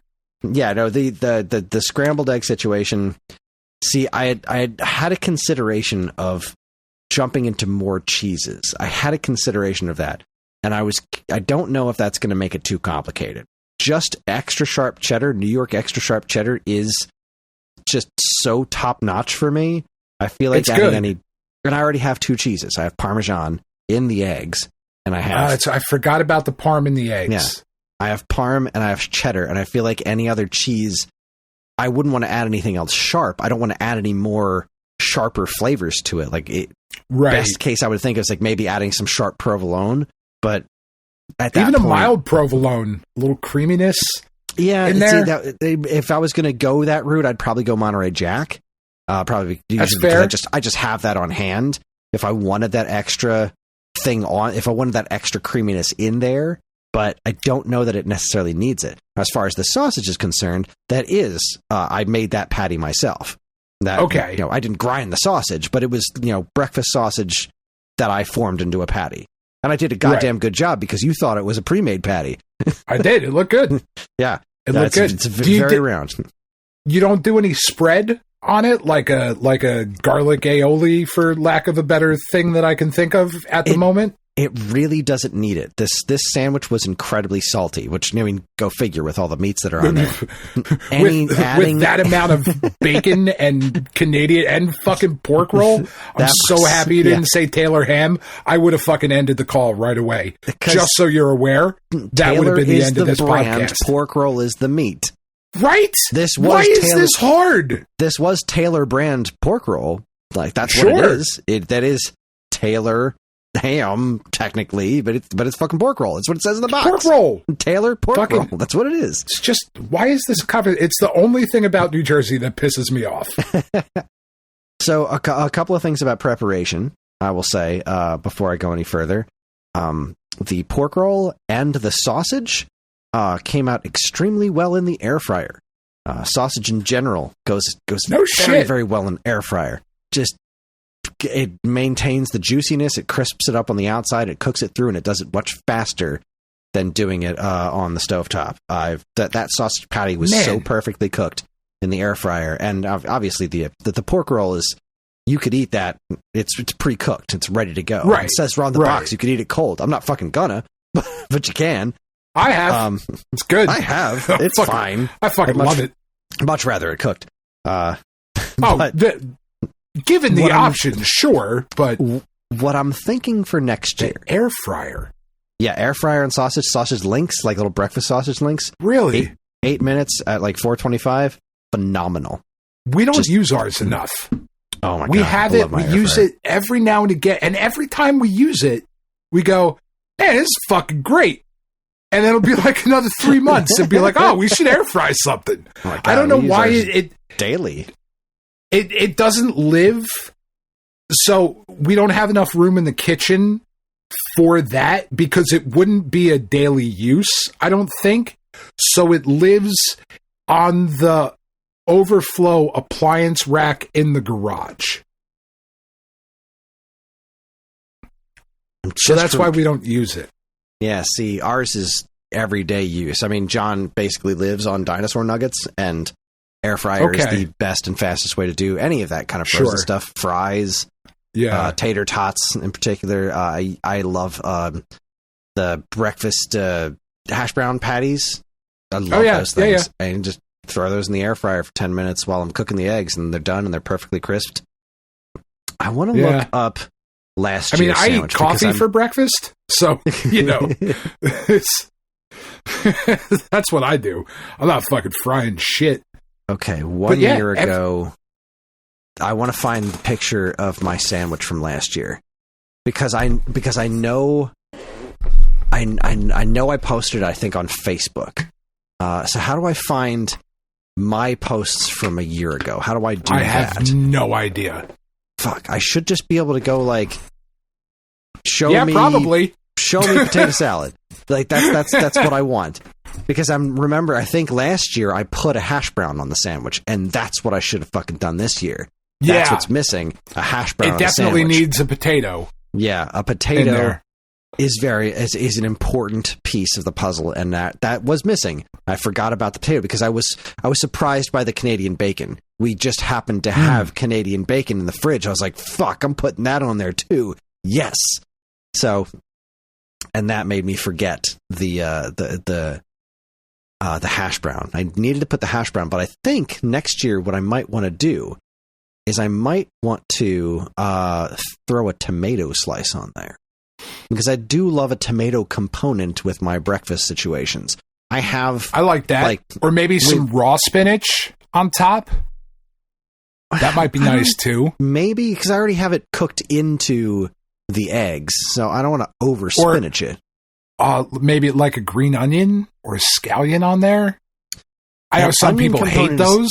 I love those, but here's what let me finish the thought that I was coming up with there. So the thing was, what I do with my eggs a lot of the time is and there it is. There's last year's sandwich. Let's see what was on it. What I'll do is a week like this week when we're having tacos, we make pico de gallo, and I will just put that directly into my eggs, and that's tomatoes and tomato, cilantro, and onions. So, do I do that? Right? So that way I get the onion involved into the eggs, or do I just put onions on it? Almost seems like putting onions on it might be too much. Or maybe if you went like with a sweet onion, maybe. I don't know that I would do Canadian bacon and pork roll. I think I would take out the Canadian bacon and do some onion or a tomato. Yeah, the Canadian I would bacon, do pepper jack on it in there. Ooh, pepper jack. Just for like a good call. A little kick. That's a very good call, pepper jack. The Canadian bacon didn't really add anything to it. I couldn't even notice it. Like, it was just completely I would imagine you couldn't. Else. It's small, and it's so similar to just the ham at that point. Like, it didn't seem to add anything to it. So I'll probably it's not carrying its weight. Last year, the 2024 Live the Dream sandwich was pork roll, sausage, bacon, eggs, hash browns, and cheddar on a biscuit. And this was just fried eggs. This was not the spinach parmesan eggs. Definitely doing spinach parmesan going forward. And this was missing the ham. The ham was great. The ham was a phenomenal add. Because we're not talking like deli ham. This was like a big fucking ham that we had for dinner. So a spiral ham? Yeah. No, not a spiral ham. It wasn't even a spiral cut. We hacked that fucker up ourselves. So these were just these thick hunks of ham on there. It was fantastic. We fucked that bitch up. The hash brown and tomato. I can't believe I'm talking about adding vegetables to something, but yes, the hash brown and the tomato component, I think, would really tie it together. I think a nice slice of tomato. There's a brightness that comes from the tomato. And it would help balance out the saltiness of it, Yeah, but that pepper jack. The pepper jack. Just getting that little kick that you get from because pepper jack is like, it's fucking spicy cheese for pussies. Like, that's what pepper jack is. I'm gonna throw this into the chat here just to put these two images side by side, just so you can see the difference in height. Because I tell you, this year's sandwich is hilariously taller than last year's. And I kind of love it. And where's Messenger? There and you're not a beef for breakfast kind of guy, right? I do like me some steak and eggs, but I don't know how I would feel about steak involved with all of this pork. I feel like it might just get lost. That is hilariously smaller. Right? Like, that's a good couple of inches smaller. That's absurd. Yeah. Well done. Well done, sir. This is a weird podcast tonight, but that's good. That's good stuff. I'm into it. Yeah. I am so excited for the day when I can go back to eating runny eggs. Because, like, I can eat scrambled eggs or, like, well-cooked eggs right now, but I don't fucking wanna. Like, I am an egg slut. We have covered this. I fucking love eggs. I mean, you see the picture of the eggs in that video. That's how I like them. I like my eggs murdered. And I do like them that way too. Like, don't get me wrong, a good scrambled egg, just a well done scramble. I like a soft scramble where it's still kind of runny too.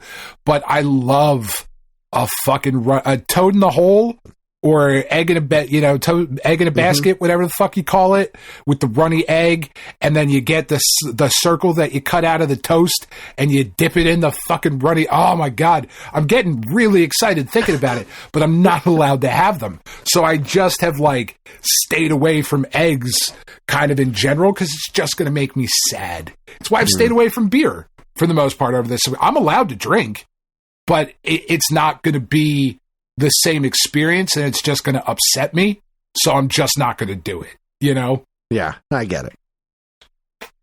But oh man, can't do it when right, I get the fucking all clear, I'm going to eat some fucking sushi, because I'm not allowed to have that either, which breaks my heart. I will fucking murder a bitch for a good Philadelphia roll. Or there was this stuff in Staten Island. It's one of the craziest fucking sushis that I ever had. It was like fucking rock shrimp and banana and fucking like something else in there and like a pink seaweed wrap. Oh my god, it was fucking incredible. Banana and shrimp? I don't know. It fucking works. It was amazing. But I'm not allowed to have it. Well, speaking of seafood, the last pizza I made of the year, the night after we recorded the last episode, was a seafood pie, which is one of my favorite ones to make. But we went a little bit further because I had bought crab was on sale. Like the nice cans of crab meat were on sale. Oh, so yeah. I keep talking. I'm almost there. Yep. It was that and shrimp with a cream sauce. Let's see. So it's this garlic cream sauce that Karen makes. And then it was crab meat, shrimp, and then, some tomato and mozzarella cheese. It's one of my favorite pizzas. Slather it in Old Bay. Just drench it in Old Bay, and there it is. That was it. Yeah, no, I'm 100% into that. Yeah, it's. So I'm good. also not allowed. I'm not allowed to have seafood. My doctor said no seafood. Like, shrimp doesn't count, you know what I mean? Like, because it's barely fucking seafood at this point. But he meant, like, I can't go have a piece of fish or crab or that sort of whatever. And sushi was, like, one of the first things that he was like, absolutely not. It's like, fuck, what about from a gas station? And he was like, no! That's so much worse. I said, no, it's so much better. You have no idea, sir. Oh, man. Now I'm fucking hungry. That's my I wish I could taste things. I'm always hungry. They give the one infusion that they give me, I think it's the it might be the vinblastine. There's all these fucking weird names for the drugs. ABVD is the treatment that I'm on. I think it's the V that is as they are. So my port is under my clavicle on the right side of my body. And they put it there. It usually would be a little further down. It's a little close to the clavicle. But they put it up there so that they could get around the tattoo that I have on my chest. Because Tiff and I got matching tattoos. It says "Come what may." Mine has anchors on it. Whatever, it doesn't matter. So this thing is up by my clavicle. And when they inject this one particular medicine, it looks and this is fucking gross, but this is just what it looks like. It looks like a giant, you know, when you inject a turkey with shit and it's that giant plastic tube and you're like, all right, I'm going to inject this fucking turkey. That's what they bring out. And it looks like it's filled with pus. Okay. Yeah, no, it's fucking gross. And when they put it into the port and they inject it in, because it's not one that drips in. There's two that I get that are pushed in by the oncology nurse. And then there's a bunch of other bags that they have to hang and those drip in over time. This one, as she's pushing it in, it gives you a taste in your mouth. Not everybody, but most people taste this medicine. And I can't really describe the taste that it puts in your mouth, but it's like old tires and mushrooms kind of blended together as a start, but like then the acrid smell of like then burnt rubber. It's just the worst fucking thing in the world. Like, I have to suck on mints as she's putting it in there, and it's like then a minty acrid old tire mixed with a mushroom and a rubber band. It's just unbelievable, and I am so much looking forward to not having to experience that, but getting to eat sushi instead. It's going to be fucking awesome. I'm just writing down what you were saying so that I know to put it in the show notes. So anyway, long story short, you lost your eyelashes and you missed sushi. Got it. Yeah, done. Yeah. Podcast over. That was what the last hour was. That's what it boils down to. I mean, I played a couple games. Yeah, what'd you play? Over this last week. I dumped a ton real of... quick. Oh, before I forget for the second time, I think I meant to mention this last week, and I think I may have mentioned it a long time ago when I first started playing it. So I've been playing Brain Age again, the 3DS one, though, the devilish training one. Yeah. And you couldn't get the ones because they're like European or whatever? Right, the Switch one is European, and I wasn't able to get that. So right. I've just been I've been doing just the 3DS one because I've kind of figured it out a little bit better. I didn't get too far in it the first time I played it. I just didn't stick with it. So this time I'm putting more time into it. I'm playing it 5 days a week, and I'm putting my brain through its paces to try to be smarter and take care of myself better. But there's a relaxation mode. One of them is Dr. Mario. The other one is this blob game. And again, I may have come to this realization fucking 12 years ago or whenever the hell this game came out when I played it, but I don't remember doing that. So I'm playing this, and it's this blob matching game where like there's these different colored blobs and you got to move them around, and then these bombs fall down and you got to put the bombs on top of the blobs to blow them up. And I'm playing it. Yeah. And I'm like, this kind of sort of reminds me of Wario's Woods. And then it dawns on me that the music is a version of the NES Wario's Woods song. I'm like, oh my god, this is Wario's Woods. They just took all the Wario out of it and made it blobs instead of monsters. This is so weird because it's almost Wario's Woods, right? Because you don't move a character around you can just pick them up with the stylus and move them around wherever you want. Yeah. So it makes it a whole lot easier than trying to use Toad to pick up and move these monsters back and forth. But it's got the same things where, like, some of the monsters you have to blow up twice. Some of them you have to blow up twice within a time limit. Some of them can only blow up when you do it diagonally. And it's this really weird, like, light version of the music from Wario's Woods for NES. It's just hit me like a ton of bricks. Slapped me like a pimp. And it was like, this is crazy. I love this. This is wild. That's awesome. All right. So anyway, what have you been playing? So we dumped a ton of time into Hades. And I got past the Bone Hydra. I figured out some shit that probably should have been obvious at the beginning that I should have been doing. But that's kind of the way these games work, right? You're like, all right. So I upgrade this thing over here and do this. Oh, wow. This is way easier. So I've been going through and upgrading all my weapons and upgrading the mirror that you reflect in to make yourself stronger and all of that shit, and just kind of going through and getting more and more of the story, which they really have done. This is the first roguelike that I've really played where it makes sense that shit is different every time you go through, because Hades is fucking with you. He's trying to keep you from getting out. It's like, oh, okay, that makes sense. Wonderful. So I'm going through upgrading, having a blast with it, learning more about the story. And then I got up to Hades, like himself. He comes up and you're like, all right, it's time to fucking fight Hades. And I am just not close to being able to take down Hades yet. I took him down one time, and Tiff and Penn were watching me play, and they were like, you did it! I was like, come on, guys, there's no way that he's dead after one life bar. And indeed he wasn't. And then I was really, really dead. But oh man, it's just so fucking good. I absolutely love this game. And I am so excited to keep playing it and just dumping more time into it. But it really does fuck up my hands, because there is a lot of dashing and it's fucking dodgeball. You know, you ever see that movie, the fucking 5Ds of dodge? If you can dodge a wrench, you can dodge a ball. Yeah, that movie's way fucking funnier than it has any right to be. This is my team. Blaze. Laser. Blazer. It's fucking great. Anyway, fucking love that movie. But like there's a lot of stuff to do. Especially one of my favorite upgrades is you can get 2 extra dashes from Hermes.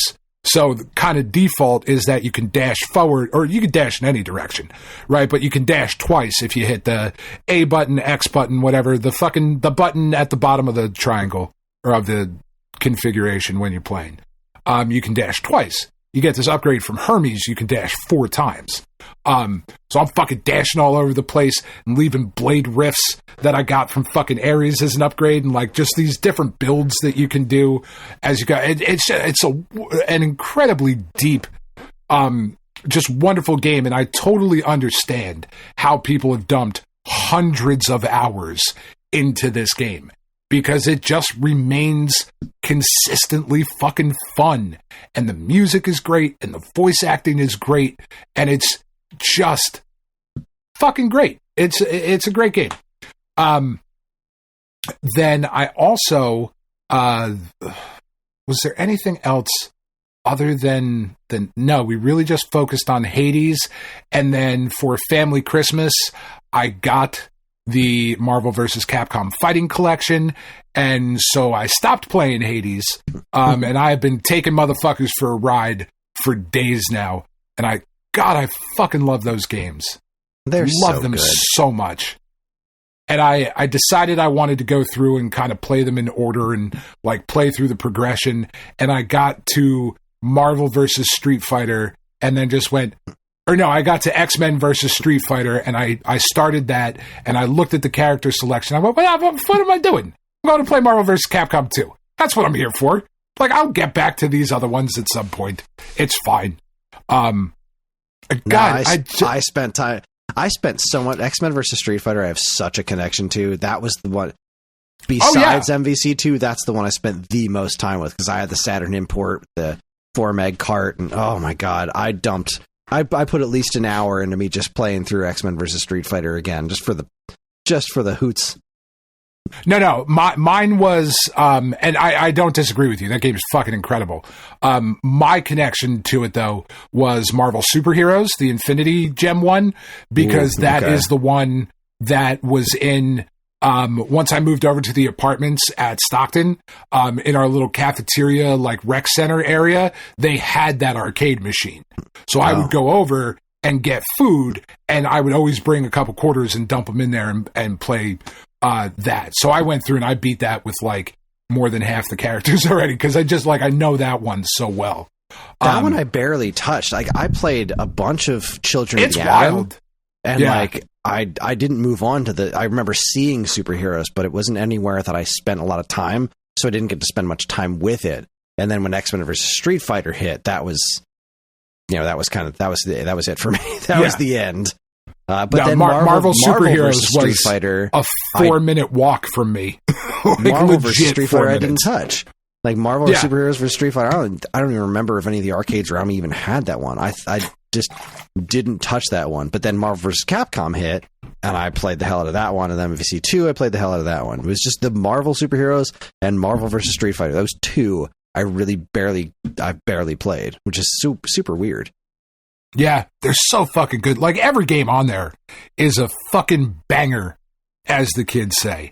And, like, I went and I was playing it before I went to pick up the kids from school today. Like, I got home from my infusion and then sat my happy ass down on the couch and played that. Well, I was playing Marvel Snap today. I put the picture in the Discord.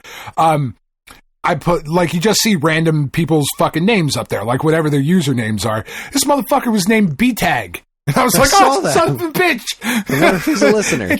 It's catching on. I hope you are. If you were a listener, I don't even know if I won. I don't remember. Your name was B-Tag, and I was just so fucking thrilled. I was taking pictures. It was fucking great. That was so funny.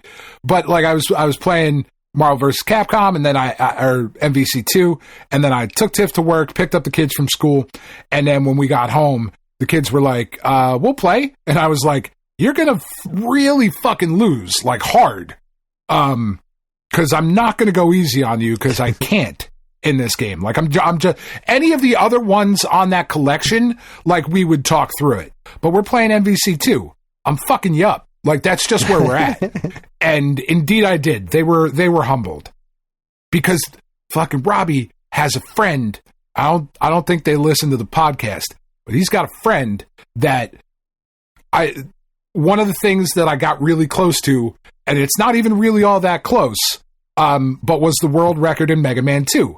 I got like 2 minutes away from the world record, which honestly is not fucking close at all. It's not. I know that is not anywhere close.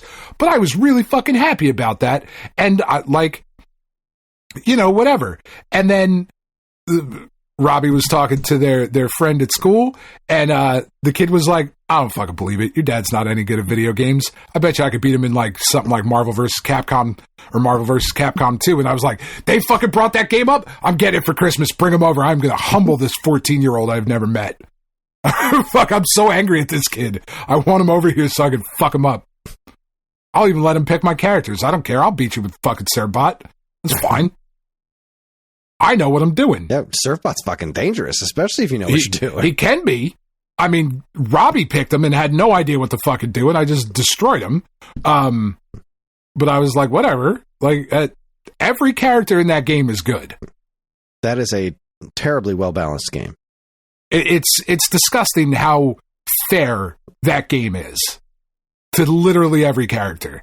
It's just brilliant. And I'm really looking forward to playing through The Punisher with the kids, because that game's weird. It's awesome. It's odd.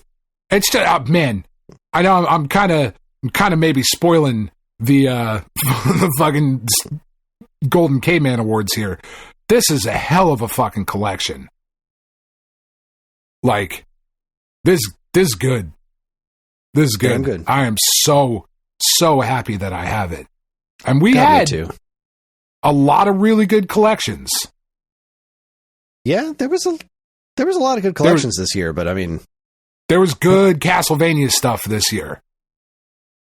There was that's right, the Castlevania ones. The Advanced Collection with the remastered. That's tough.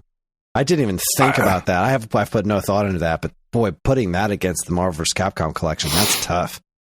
Because those are great games. It's really fucking good. And only one of them comes with a brand new game. It's true. You know, like, I don't know, but we got time before we get to the Golden we got a K-Man. little time before the Golden K-Man's roll around. Holy crap. All right. Well, is that everything? Should we take a break? Yeah, that's pretty much it.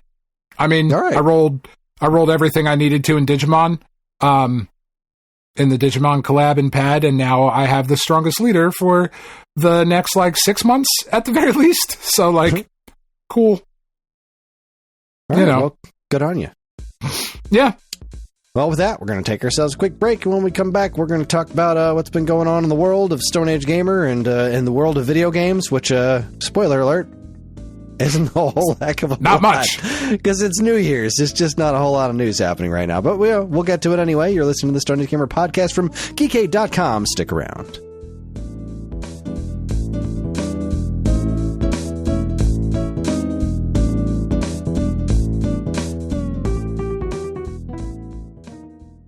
And now here's a quick look at what's new in the gratuitous rainbow spectrum at stoneagegamer.com. Oh, first up, D. I love the D. You love the D. You know who doesn't love the D, though? Apparently Sony. More specifically, the PlayStation department. In our most recent PlayStation report, Kris tried to wrap his hands around Sony's D in hopes of squeezing, massaging gently some fresh information out of their properties that begin with that perfectly normal letter that doesn't have any alternate connotations at all. What did he learn about the likes of Dark Cloud, Downhill Domination, and Doko Demo Isio? Find out in the PlayStation report, Dragons, Derbies, and Dreams.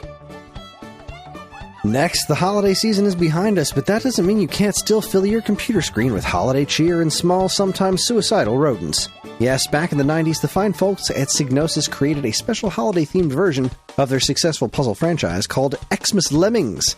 And as become an annual tradition, I spent some time playing the 1991 iteration. Does it stand the test of time? Learn all about it in Stone Age Game Review Xmas Lemmings. Finally, Super Mario Brothers. Finally. It's a game that you may have heard of if you are currently alive. It's been on a number of platforms over the decades, but the Game Boy Color flavored one is just a bit more special than most.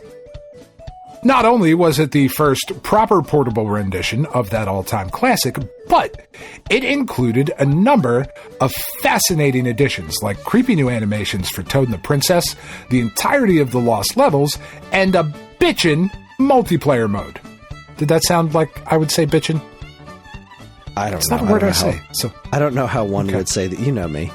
I can't use lingo. That's fair. I don't use the lingo, the parlance of our times. Yes, did I say bitchin' in the parlance of our times? So why hasn't the new content created for this game been combined with all other previous versions to create the ultimate Super Mario Brothers experience? Well, wade into the ramblings of a madman and let's make Super Mario Brothers Deluxe deluxe. For all this and more, be sure to check out their gratuitous Rainbow Spectrum under the blog section every Wednesday at stoneagegamer.com. Also, as an aside, if you're not on our Discord and you would like to find out just why you should listen to a record by a band called Mannequin Pussy, you should check out my Substack, because I'm going to actually, I've committed. There will be at least one article a week. Sometimes more, but there will be at least one a week. I already have the top 10 hip-hop albums of 2024 on there, and now I'm doing the top 10 punk, hardcore, and Jace records, and Mannequin Pussy is number 3, and you should fucking listen to it. Anyway. Well, you should read and subscribe, and then listen to it.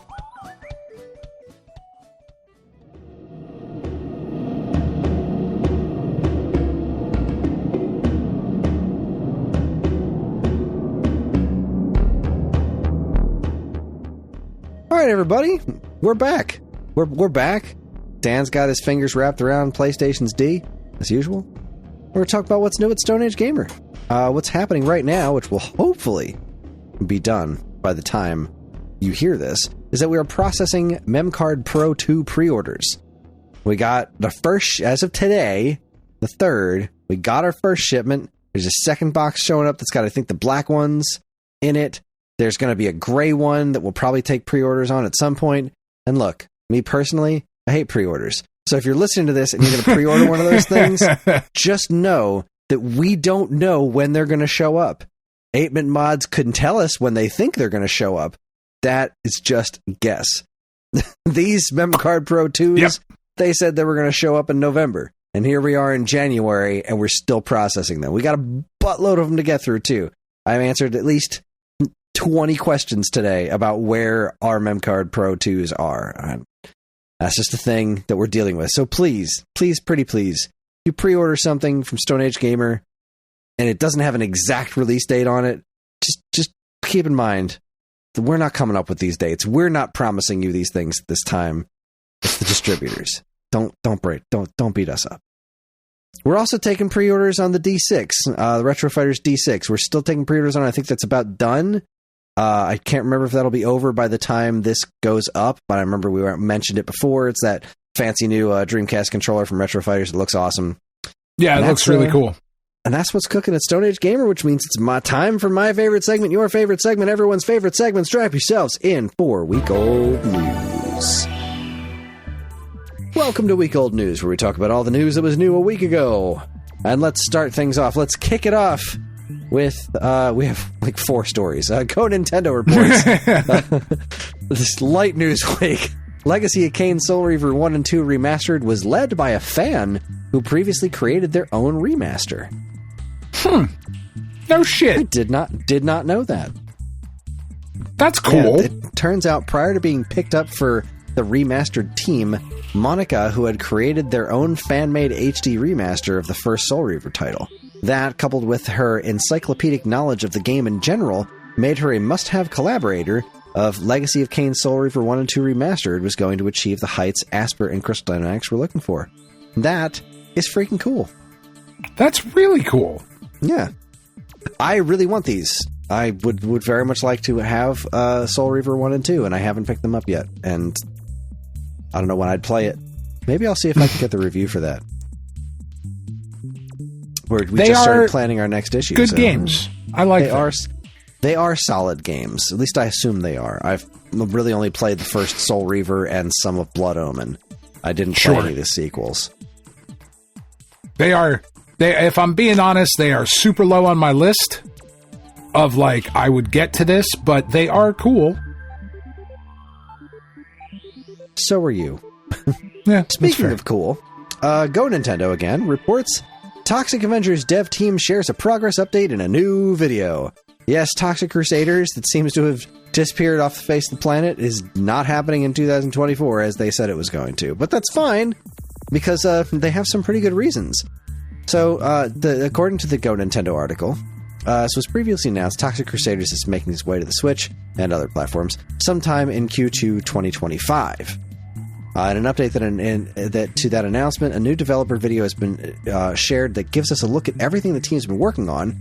It's upscaling the original Toxic Crusaders cartoon, which is pretty freaking cool. There's new combat features and playable characters that they've added. Voice-acted cutscenes with animated motion comics, an original soundtrack by Psychostic, revamped boss fights, never-before-seen enemies inspired by the 90s toy line, and a physical edition partnership with Limited Run Games. The thing that they specifically pointed out in the developer update video was the other games that have come out. There was the Karate Kid game, and the G.I. Joe game, and the Power Rangers game, and they played these and like, all right, we've got to kick this up a notch, right? Like, we can do better. We've seen whatever everyone else is doing, and they're doing really good stuff, so we need to make sure that we're doing at least that well. And I really appreciate that. I very much appreciate that. Now, that's great. I didn't know there was an old Toxic Crusaders game. I don't think I knew that. I mean, I probably did at some point. What was it on? Genesis? No, I knew there was an old Toxic Crusaders game, but it wasn't the one that they showed in the video. Because I remember there being an NES game. Yeah, I remember the NES Toxic Crusaders. And there was a Genesis one, though, right? There was a Genesis. Do I remember this game? I feel like that's the one that I played because my cousin Jimmy is like 4 years older than me. So, like, he saw the Toxic Avenger at some point and was like, oh, there's a game that's fucking cool. and then my cousin Ryan and I, who are the same age and should not have watched the Toxic Avenger when we did, then we're like, Jimmy likes it, so it's got to be awesome. Okay, I remember the NES game. I don't remember the Genesis game. I've definitely seen it. I've definitely seen that box, but I've never played the Genesis one. But I'm pretty sure I played the NES one at some point. Okay, feeling good about that. Anyways, they're delaying this for the right reasons. First off, yes, having the opportunity to go back and remaster the cartoon, I get it. It doesn't really have much to do with the game itself, but still, good on you. But let's do it.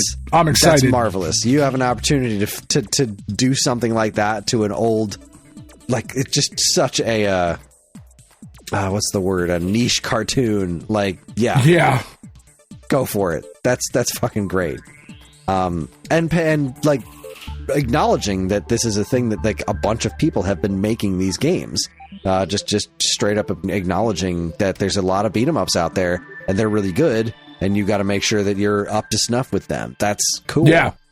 Making new boss characters based on unreleased toys from the 90s, they are going so all in on this, and I am 100% for it. I am not even a fan of this property. I wasn't a Toxic Crusaders fan when I was younger. I know almost nothing about this. I remember doesn't seem like your kind of thing. It just wasn't my cup of tea. I was too busy watching Ninja Turtles or whatever the hell else was on at the time. But just like I'm not a fan of Power Rangers, I cannot wait to play that freaking game. It does look really fucking fun. I'm pretty jazzed about this one. I wasn't a G.I. Joe guy either, but damn if I'm not going to play that game. I'm going to get around to it. I'm going to have a big, stupid beat-em-up day with my friends at some point. It's going to be fun. Yeah, that sounds awesome. All right, there's a weather alert in my area until 10 p.m. Uh-oh. Let's see. Snow has largely ended for most locations this evening. A few isolated snow showers remain possible overnight.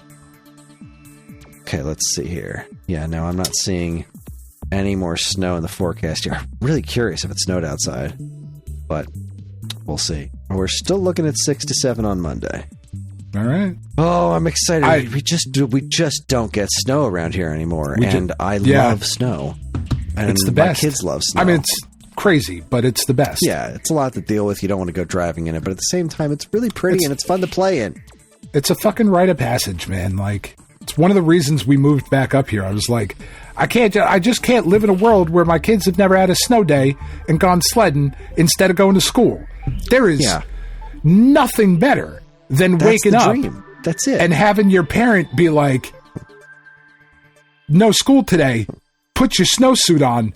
We're going fucking sledding. We're going to go play. What? We're going to go sled. Then we're going to come home and drink some hot chocolate and sit by a fire. What? Tell me. It doesn't fucking get any better than that. Your life peaks at 8 years old, and the rest is it's like heroin. You're trying to match that high for the rest of your fucking days. Yeah, that is it. I'm curious if they're even going to send them to school on Monday. I feel like they're going to get cold feet because it looks like the weather is going to be on Monday between it's going to start at 6 in the morning and kind of go all day. Yeah, and so I kind of feel like they're just going to call it. They really should. Give the kids a fucking snow day. It's fine. I know they just had... whatever. Anyway, I do want to mention real quick... Don't get snow. Let them have it. I know. Go ahead. Let them have it. Anyway, I do want to mention real quick, just before we move on. I was gifted a game this past week from Trashman. He gifted me Alice Madness Returns off of my wish list on Steam. And I haven't started it yet because I have to play that with Penn. It has been insisted that we play that together. So as soon as we find the time to do that, we'll jump into that. Those fucking Alice games were really cool. I'm excited to jump through this one on the fucking Steam Deck. So that was really awesome, and I wanted to shout it out. I mean, I said thank you to him already, but I, publicly shout it out too. Fair enough. All right, next up, Kotaku reports Apple has halted production of its colossally expensive Vision Pro VR. I forgot this existed, the $3,500 mixed reality headset. I remember that happening. And I remember that it came out, and I have heard nothing about it. Yeah, can't imagine it was why it didn't hit mass market with $3,500 price tag. Yeah. On it. I am sure that it is awesome. It probably is. I'm positive every Apple product I have ever used has been like, yup, this is what this should be. But at $3,500, I don't fucking care. Because there's still not a must-have experience in virtual reality. That does not exist yet. And Concur. VR is not going to take off until it does. Beat Saber is super fucking fun. It's so great. It's so great. It's not a must-have. It's just not there yet. Maybe someday. That's a bummer. If the Lawnmower Man has taught me anything, it's that VR is the future. I fucking love that movie. I know you do. I fucking love it. I love it so fucking much. It's so bad. Finally, from Nintendo Life, Anton Blast has recouped all production expenses in less than a month. That's awesome. That's fantastic. Tony Grayson on Twitter, on Blue Sky, said less than 1 month to the day, Anton Blast has recouped all expenses related to development, marketing, and production. We are profitable. Looks like Summit Sphere is going to be making a lot more games for a lot longer. Thank you, everyone. That's great. That game looks cool as hell. Yeah, I tried to play Pizza Tower on the Steam Deck. That was one of the first things I tried to play when I got the Steam Deck all set up. And man, am I not just mentally capable of the chaos that is at this moment. And then I looked at Anton Blast and went, yeah, no, I'm not ready for that yet either. I need to get back in fighting shape before I take on some of this shit. I played the demo of Anton Blast, and I'm not 100% sure it's for me. I want it to be. I really do, because it looks cool. I love its energy, but it's a little bit... It's really frantic. Like, it's got a lot of energy, and maybe it was just because I'd been around the kids a whole lot that day, but I just wasn't prepared for that much energy. So, I'm going to give it a minute, but I'm so glad this game succeeds, because it looks awesome, and they seem like really cool folks that made it. Yeah, they do. They seem like good people that, like, not that they saw Pizza Tower and went, oh, we could do that. You know, like weren't these in development around the same time, and Anton Blast just took longer? Like, yeah. I don't think anyone's copying it. They were both inspired by Wario Land to do something similar, and they came to different places. Yeah.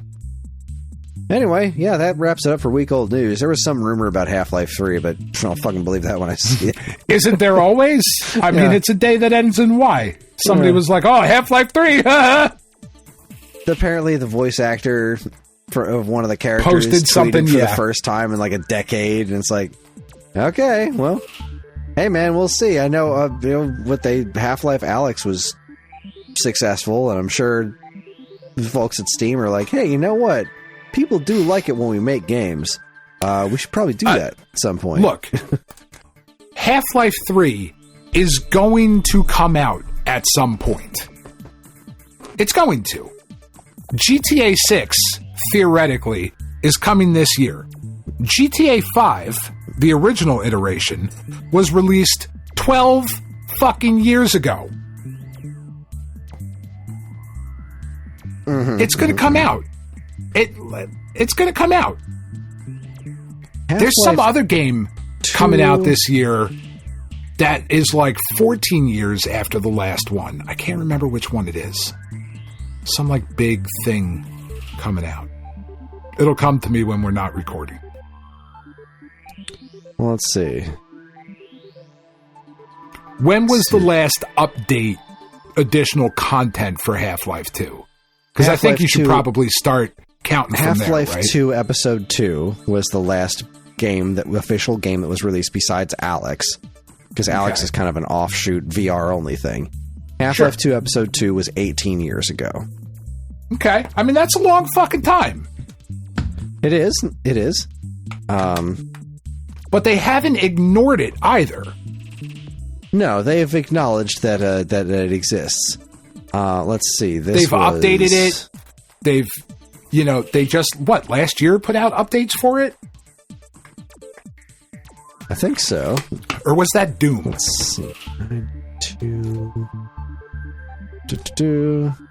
Doom had some stuff last year. Okay. But, then also, let's also keep in mind that 18 years ago was when the last Half-Life 2 thing came out.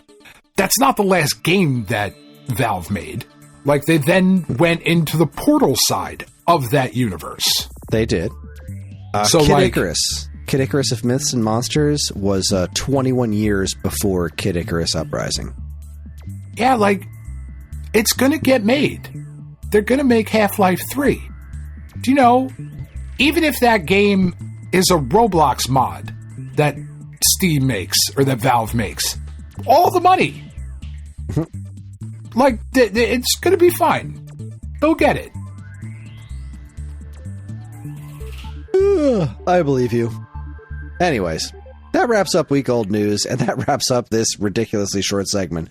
I have to assume that news is going to start picking up again soon, because this is the video game industry. It's usually February before it starts kicking back off. I mean, at least I'll probably be able to find more stories that are even worth talking about. Not necessarily megatons, but we'll have more than 4 next week, fingers crossed. But yeah, we're going to take ourselves another quick break. When we come back, we're going to talk. It's going to be Alphabet Super Series. We're going to talk about Silent Debuggers for TurboGrafx 16. You are listening to the Stone Age Gamer podcast from geekade.com. Stick around.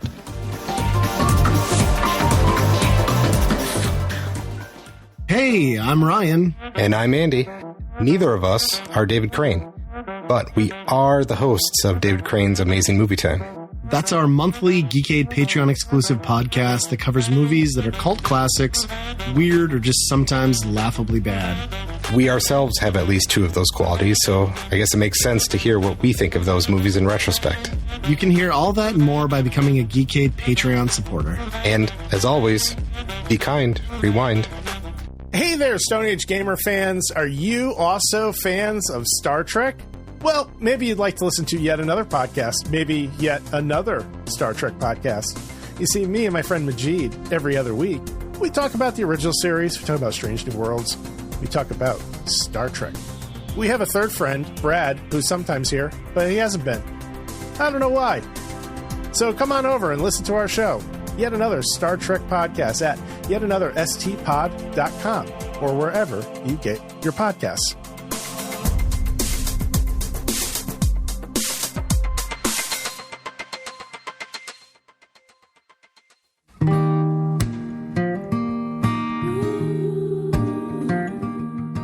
We are Safe at Home, the leading dog rescue in the heart of New Jersey.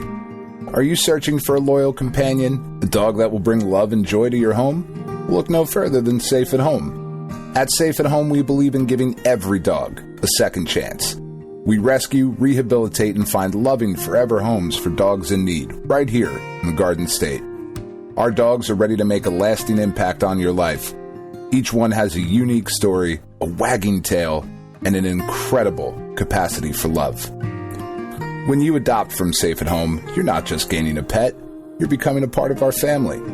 Our dedicated team ensures a seamless adoption process, providing ongoing support and guidance. With New Jersey's beautiful parks, beaches, and trails, you and your new furry friend will have endless opportunities for adventures and cherished memories. Safe at Home relies on the support of compassionate individuals like you. Your donations and volunteer work enable us to continue saving lives and finding forever homes for these amazing dogs. Join us in creating a safer, happier community for dogs in New Jersey. Together we can make a difference and give every dog the chance to feel safe at home.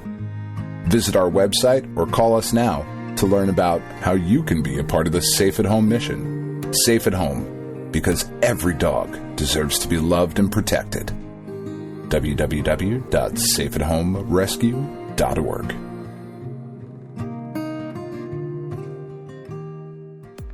Do you enjoy the Stone Age Gamer podcast and other shows on the Geekade Podcast Network? Do you wish you could listen to them sooner than the regular unwashed masses? Do you wish you could contribute in some way? Well, then you should check out the Geekade Patreon. Yes, the Geekade Patreon is a wonderful and very much appreciated way for you to help us pay the bills and keep our shows running week after week. As a Geekade patron, you'll get a monthly podcast topic schedule and early access to nearly every show on the Geekade Podcast Network, as well as access to a patron-exclusive monthly monthly show called DC's Amazing Movie Time from the creators of the Weekend Rental podcast. So head on over to patreon.com/Geekade and become a loved and appreciated member of the Geekade Patreon team and get early access to shows like the Stone Age Gamer podcast, this week's episode, Turning Tracks, and a whole lot more. See you there.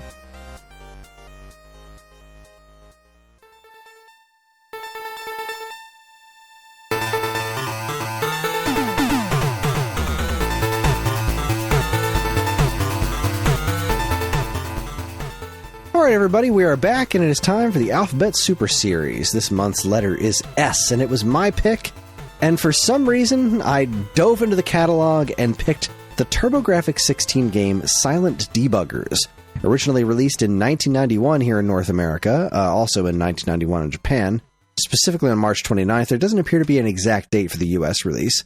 Hit TurboGrafx and PC Engine.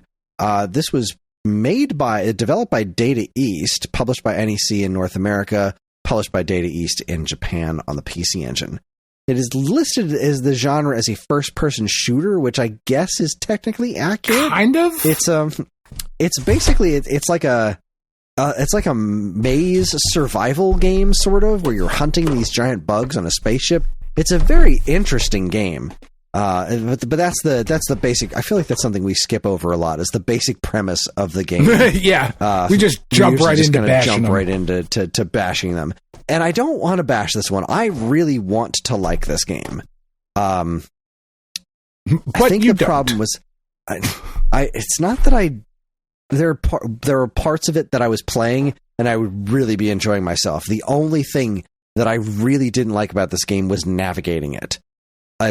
It's corridor brutal. After corridor of this look exactly the same, and the map is not helpful at all. It's just a big, empty, black square, and I couldn't get the hang of figuring out where I was going. I felt like I was just walking in circles over and over again, and that part wasn't fun. But once I got to an area that had... So you're partnered with some dude, and he's like, take some weapons, and let's go hunt these bugs. Like, we have to go in to these areas where these bugs are taking over shit. We got to go in there. We got to blow them all up. And so you go into this area and like the lights are dimmed and you have this kind of radar thing going off that you hear that's like beeping whenever you get close to some sort of bug that's attacking you. And then you have to, first person shooter it basically. Very limited ammo, everything's very limited supplies all around. You have to be smart about using up your ammo, smart about using your bombs, smart about choosing your weapons, and then backing off and going to recharge before jumping into another area and trying to kill as many bugs as you can. It is a really interesting experience, and the first thing that I wrote down, the very first note I wrote, was this music is fucking rad, and the presentation in this game, the intro alone, the presentation is so top-notch. This game looks and sounds ridiculous right out the gate. Like, it is such a cool intro. It's very anime inspired, but it just looks and sounds fucking great. Also, I had a really hard time playing it because of physical limitations.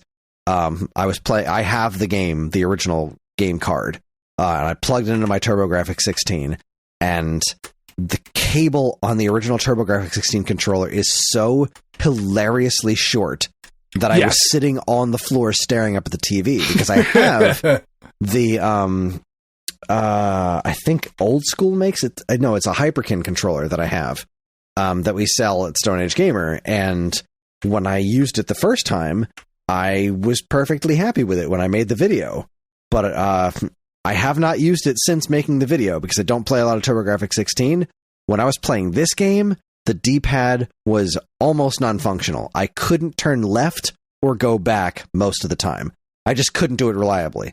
But that was the only way for me to sit back on the couch because, like a dumbass, I decided not to keep the Turbo BT that I had to make a review video for. I sent that back to the company. So I don't have the wireless adapter for my TurboGrafx, which would have been swell.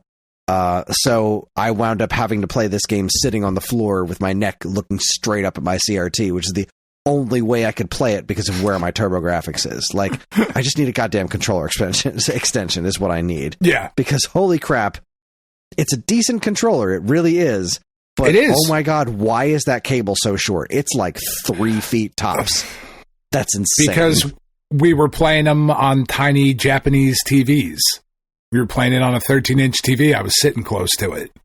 But like my NES controller cables aren't that short. My Genesis controller cables aren't that short.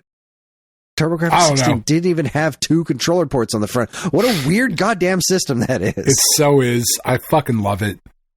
I love it. I love it so much. I also love in the story in the beginning where like the thing shows up and it's like they don't know what these are. They don't know what the monsters are. A thing just shows up and the first reaction is kill it. That's right. Kill it. Maybe I've watched too much Doctor Who, but it was just absolutely shoot first. Don't even bother asking questions later. Don't even bother asking questions. Make sure it's dead when you shoot it. Shoot it a lot. Whatever it is, it needs to die, and all of its kind needs to die too. That's right. Okay, we need to eliminate whatever this is. No question. Yeah, no, that intro, it's a really good intro. Like the anime style intro, it's really well done. Man, I feel about this game exactly the same way I had this game when I was a kid, because I saw it and I looked at the pictures on the back in like Toys R Us or whatever. Like I flipped up the little card and I was like, oh shit, this looks like Alien. I have to have it. Right? Because I fucking loved that movie when I was a kid. I still love that movie. My age has no bearing on my love for the Alien franchise. Even the shitty ones, including like Prometheus and whatnot. Regardless, I had to have it. And I felt the same way going back and playing through this now as I did then, of the intro's really cool, the music's really cool, and then you just do the same thing in the same hallway with a slightly different tint and slightly different colors on the enemies, but it's still the same enemy. Like, you kill a slime a couple of times, and then it's just those big fuckers. Yeah. And like, that's just it. And it's just over and over. And it gets really boring really quick because it just doesn't go anywhere. Yeah, there's not enough going on. There just isn't. You don't really upgrade weapons to where they feel any sort of different. You know, like what you're doing in the first hallway of the first floor is what you're doing at the end of the game too. And it's just not compelling enough. Yeah. I wanted to love this one, but after spending even just a few minutes with it, it lost its luster super quick. Like, it never stopped being impressive the way it looked, and you know, obviously the scrolling for the time was really interesting. Yeah, it was incredible. You know? Yeah, but yeah, there just wasn't enough variety. Like, what you just kind of you started doing the game, and then that's what you're doing. That's the game. You don't even fight the boss at the end. It's a cutscene. Like, there's this big, interesting monster at the end of the game that you blow up in a cutscene. Like, all right, fuck, cool, it's fine, I guess. Like, yeah, that games like this have come so far from Silent Debuggers. Yeah. You know what I mean? Because, like, if you look at that Alien Isolation that came out a bunch of years ago or whatever, it's the same basic premise. You know, you're stuck on this fucking spaceship, and there are these things on there, and you got to get away from them. But it's just so much more compelling. You know? Yeah. Granted, with the freedom of movement around the spaceship and all of the different things, but the core concept is there. You know, it's just that Silent Debuggers doesn't ever go anywhere with it. And if you look at the kind of contemporary first-person dungeon crawlers, because that's really what it is. It's not a first-person shooter. It really is that kind of Shining Force, Phantasy Star.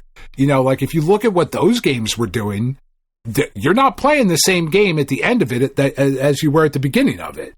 And if they had handled it like that, you know, Silent Debuggers would be like this hidden gem that we talk about.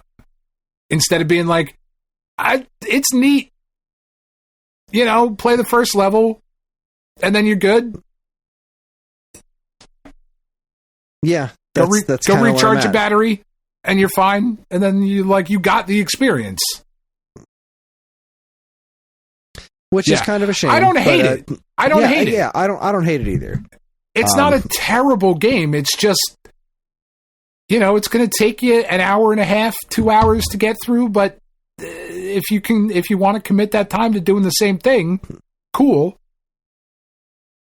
Yeah, I feel like this ends up middle of the pack. Do you want to go through and do the rating now? Not quite yet. We got some listener feedback on it. Okay. It was interesting. I did also want to say that it was interesting that the game specifically said to look at the manual to learn about the weapons, and I just so happened to have it, so I did have the manual on hand to flip through and read the weapons. So it was nice to be able to play it as it was intended. So that was kind of cool. Anyways, so over in the Discord, we got two chunks of feedback on this. Scion Storm says, spent about 20 minutes with Silent Debuggers today, and this is definitely a game that feels like it needs a manual, so I found one. Oh, nice. He posted a PDF of the manual. I played it before, looking over that, so here are some quick pre-manual opinions. The music is pretty great at times. Love the intro track. Same here. They try really hard to build a story, and I'm not sure if they succeeded. Monster graphics are impressive, but the maze is kind of bland. Holy crap, the map is useless. 100% agree. I should be playing my physical version, but instead I'm emulating. Hooray, convenience. Yep. Pretty much just mirrored my thoughts there. The map being useless is such a bummer because it's so useless. If this game had a better map, it would have meant a whole lot. I don't know that it would have made the game great, but it would have made moving around just so much less tedious. But anyways, Trashman says, so many debuggers were killed, or quote-unquote, were killed.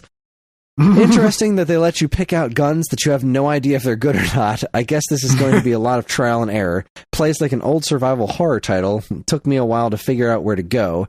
I've been wasting lots of ammo shooting at things that are already dead. That's not very clearly indicated. Uh-oh, the self-explosion program initiated for reasons.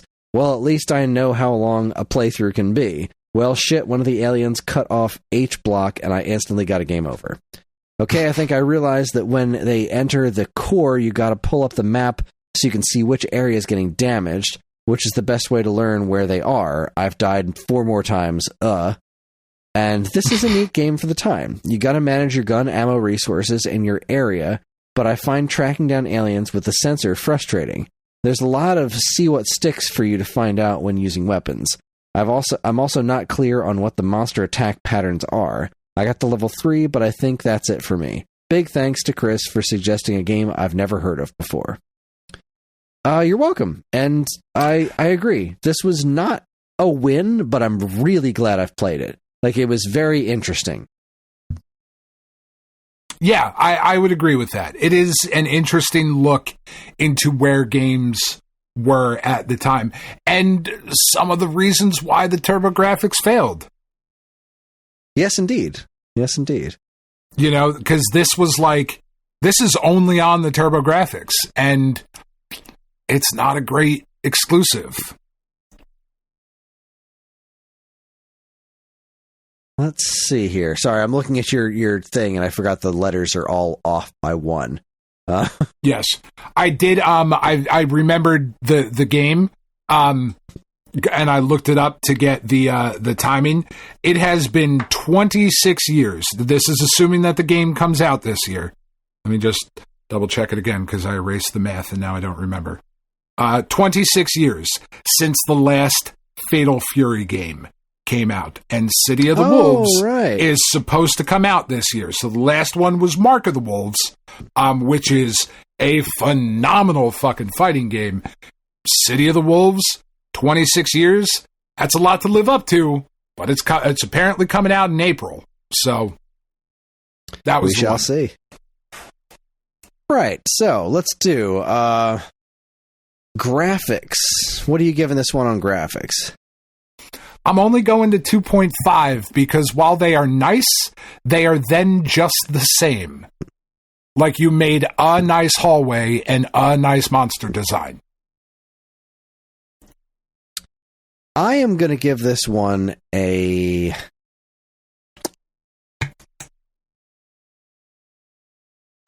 My gut said 4, but you made a good point, so I'm going to knock it down to 3.5, because the graphics that are there, especially in the intro, I think are exceptional.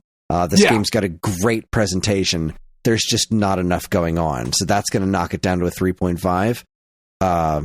But what is there is extremely well executed, so I say graphics get a 3.5. Okay. I'm good on that with you. All right, I mean, I'm staying 2.5, but I went 3.5. Okay, all right. There's some good stuff in there. There's some good music. But then there's just some, like, sameness. Again, it's the sameness that holds this back for me. I'm in the exact same boat. I'm doing just like the graphics. I think what's there is exceptional. There's just not enough of it.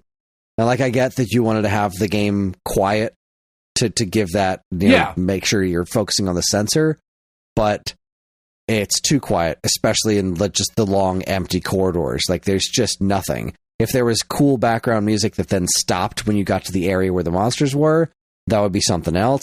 But there's just not enough here. So what's there is very well executed, but 3.5. Control. 3. It does what it's supposed to do, but there's nothing interesting or fun or like it works mostly. Yeah, I'm dropping this one down to a 2.5, just because, and again, I played it with a broken controller half the time, but even when I wasn't playing with the broken controller, it doesn't feel great. Nothing about this game feels very good. Like, it's very menu navigating. It doesn't feel very good to move around. You don't have much control over aiming and stuff like that. It felt like it took too much control away from you and didn't feel very natural to move around. I didn't really care for the way this game felt to play. So I'm going to give the controls a 2.5. That's fair. And the all-important fun factor. What are we cooking with here? Man, I hit it with a 1. Because it's not fun after the first thing. It's just the literal same shit over and over again. With no variety. Yeah, I mean, I'm going to give it a 2 instead of a 1, just because the stuff that was there was at least kind of fun, at least at first.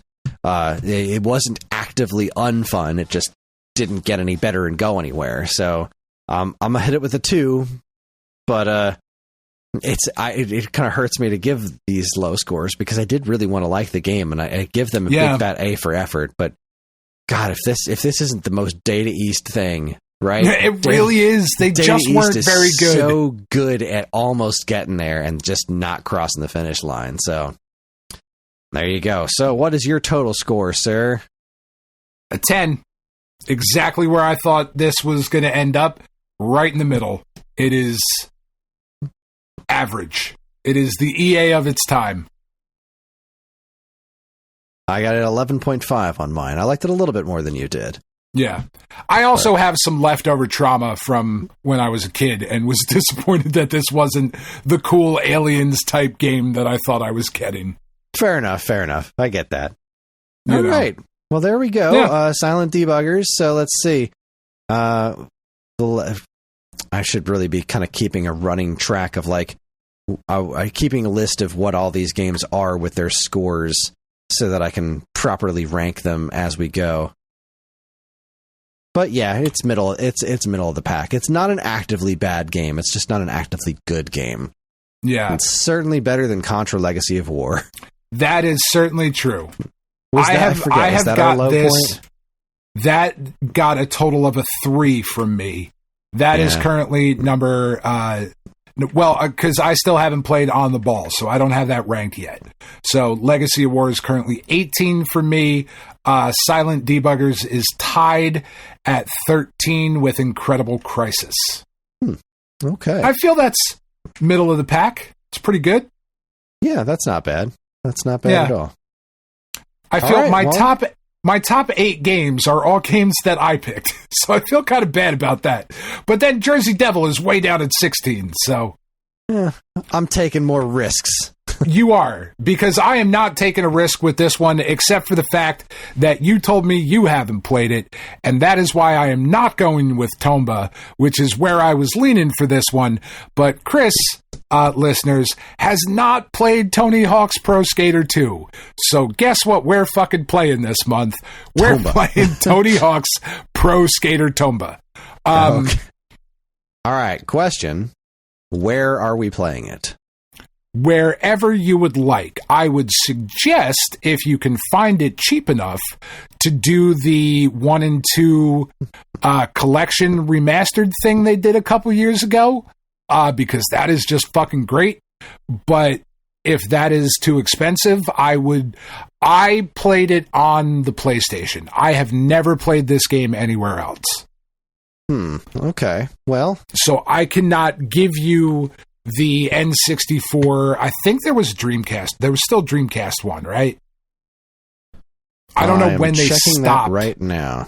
Tony Hawk 2 was definitely on Dreamcast. Yep. It was on Dreamcast. It was on PlayStation, PC, Game Boy Color, Dreamcast, Game Boy Advance, Mac, N64, and iPhone OS, as well as Pocket PC, whatever that was. Oh, like PDAs. Nice. All right, so obviously we're not playing the Game Boy Advance version. That's just kind of a different game. Even though even though it isn't, which is so wild. God, Tony Hawk 2. I have played Tony Hawk 2 on Game Boy Advance because that was a marvel. That was just like you play that thing and be like, holy shit, you did it, guys, you did it. But no, I have not played the actual version of this game. So spoilers, it's getting a 5 for sound. The fucking soundtrack in this one is so good. I can't imagine that not being true for me either. I have the Dreamcast. I have access to the Dreamcast version easily. I will see if I can track down. I want to play the PlayStation version because that's the version, like that's the original recipe. If I can get the remastered one, sure. But if I'm gonna play Tony Hawk 2, I want the authentic experience. So see if I can track down a PS1 copy and go from there. Yeah, I would. The remastered one is so good. It's so good. But you're right, it's a little like it's got all of the other stuff in it that Tony Hawk 2 didn't. Let me change that. Most of the other stuff that, like, I think they added other stuff. I don't exactly remember, but the PlayStation 2 version or the PlayStation 1, that is the version that I played, that I had days of my life fucking dedicated to that game. Yeah. It looks like the PS1 version's easy enough to find. I'm really curious about the N64 one, but I'll see if I can get that up on my Everdrive. I'm probably going to try to play those. The Dreamcast one and the N64 one, certainly. Yeah. All right, cool. Tony Hawk's Pro Skater 2, original recipe. I just don't see myself playing the modern ones just because, it just feels like it goes against the grain here. But then again, we did do modern versions of Flashback, so why not? Let's see what's it look like on Switch. I think that if I'm remembering correctly, and I might be way off here, but if I'm remembering correctly, they added the revert in 2 and then the manual transfer in 3. It could be the other way around, but I believe both of those are in the remastered version. So you can do shit in 2 that you couldn't originally do. I could be misremembering all of that, though, because I have not played through that remastered version in quite some time. Tony Hawk 1 and 2. Do I need the DLC? What is the DLC? The Birdman pack and the United pack? No. I can't imagine any of this. What are they? I think it was clothing and shit. Okay, yeah, whatever. It's currently on sale for just the regular game itself for $15.99, so it's 60% off. That is an insane price. I mean, they're two of the most fun games that have ever been made. In my opinion. I fucking worship at the altar of the original Tony Hawk's Pro Skater What's games. the digital deluxe edition? What does it just include the DLC, which I don't need? Like, I played What's the Underground, I difference? liked it. American Wasteland and all that other stuff. Like, but those first 4 Tony Hawk's Pro Skater games were just my world at the time. I just want to know what the difference is between the digital and the digital deluxe. I think it just includes the DLC.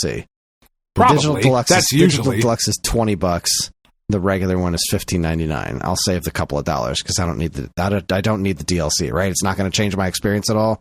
I don't think so. I don't think I ever bought it. Okay, $15.99. I'll go ahead and pick that up right now because it's $15.99 for what you are claiming is 2 of the best video games ever made. I'm in. In my opinion, man. And then I will track down the play. I want to play the original versions first. I'll download this now because I want to grab it while it's still on sale. The sale ends in 2 days. Right. So $17.05 after tax. Go ahead and do it. I fucking love those games so much. I almost got broken up with over the fucking first demo. My girlfriend at the time was like, if I hear Jerry was a race car driver one more fucking time from this stupid Pizza Hut demo of this game we got, I am leaving. And I was like, well, I really want to have sex, but this game is fucking good. So, I don't know, man. You'll come back. There, I just bought it on Switch, just for you. Nice. All right, well, there you have it, folks. Tony Hawk's Pro Skater 2 is the next game in the Super Series, and that wraps things up for our show this week. That is it for us. Join us next time for the first stop on the all-new SAG Cartoon Express 2025. We will be discussing The Legend of Zelda, Season 1, Episode 7, Underworld Connections. I am excited because I lived this show when I was a kid.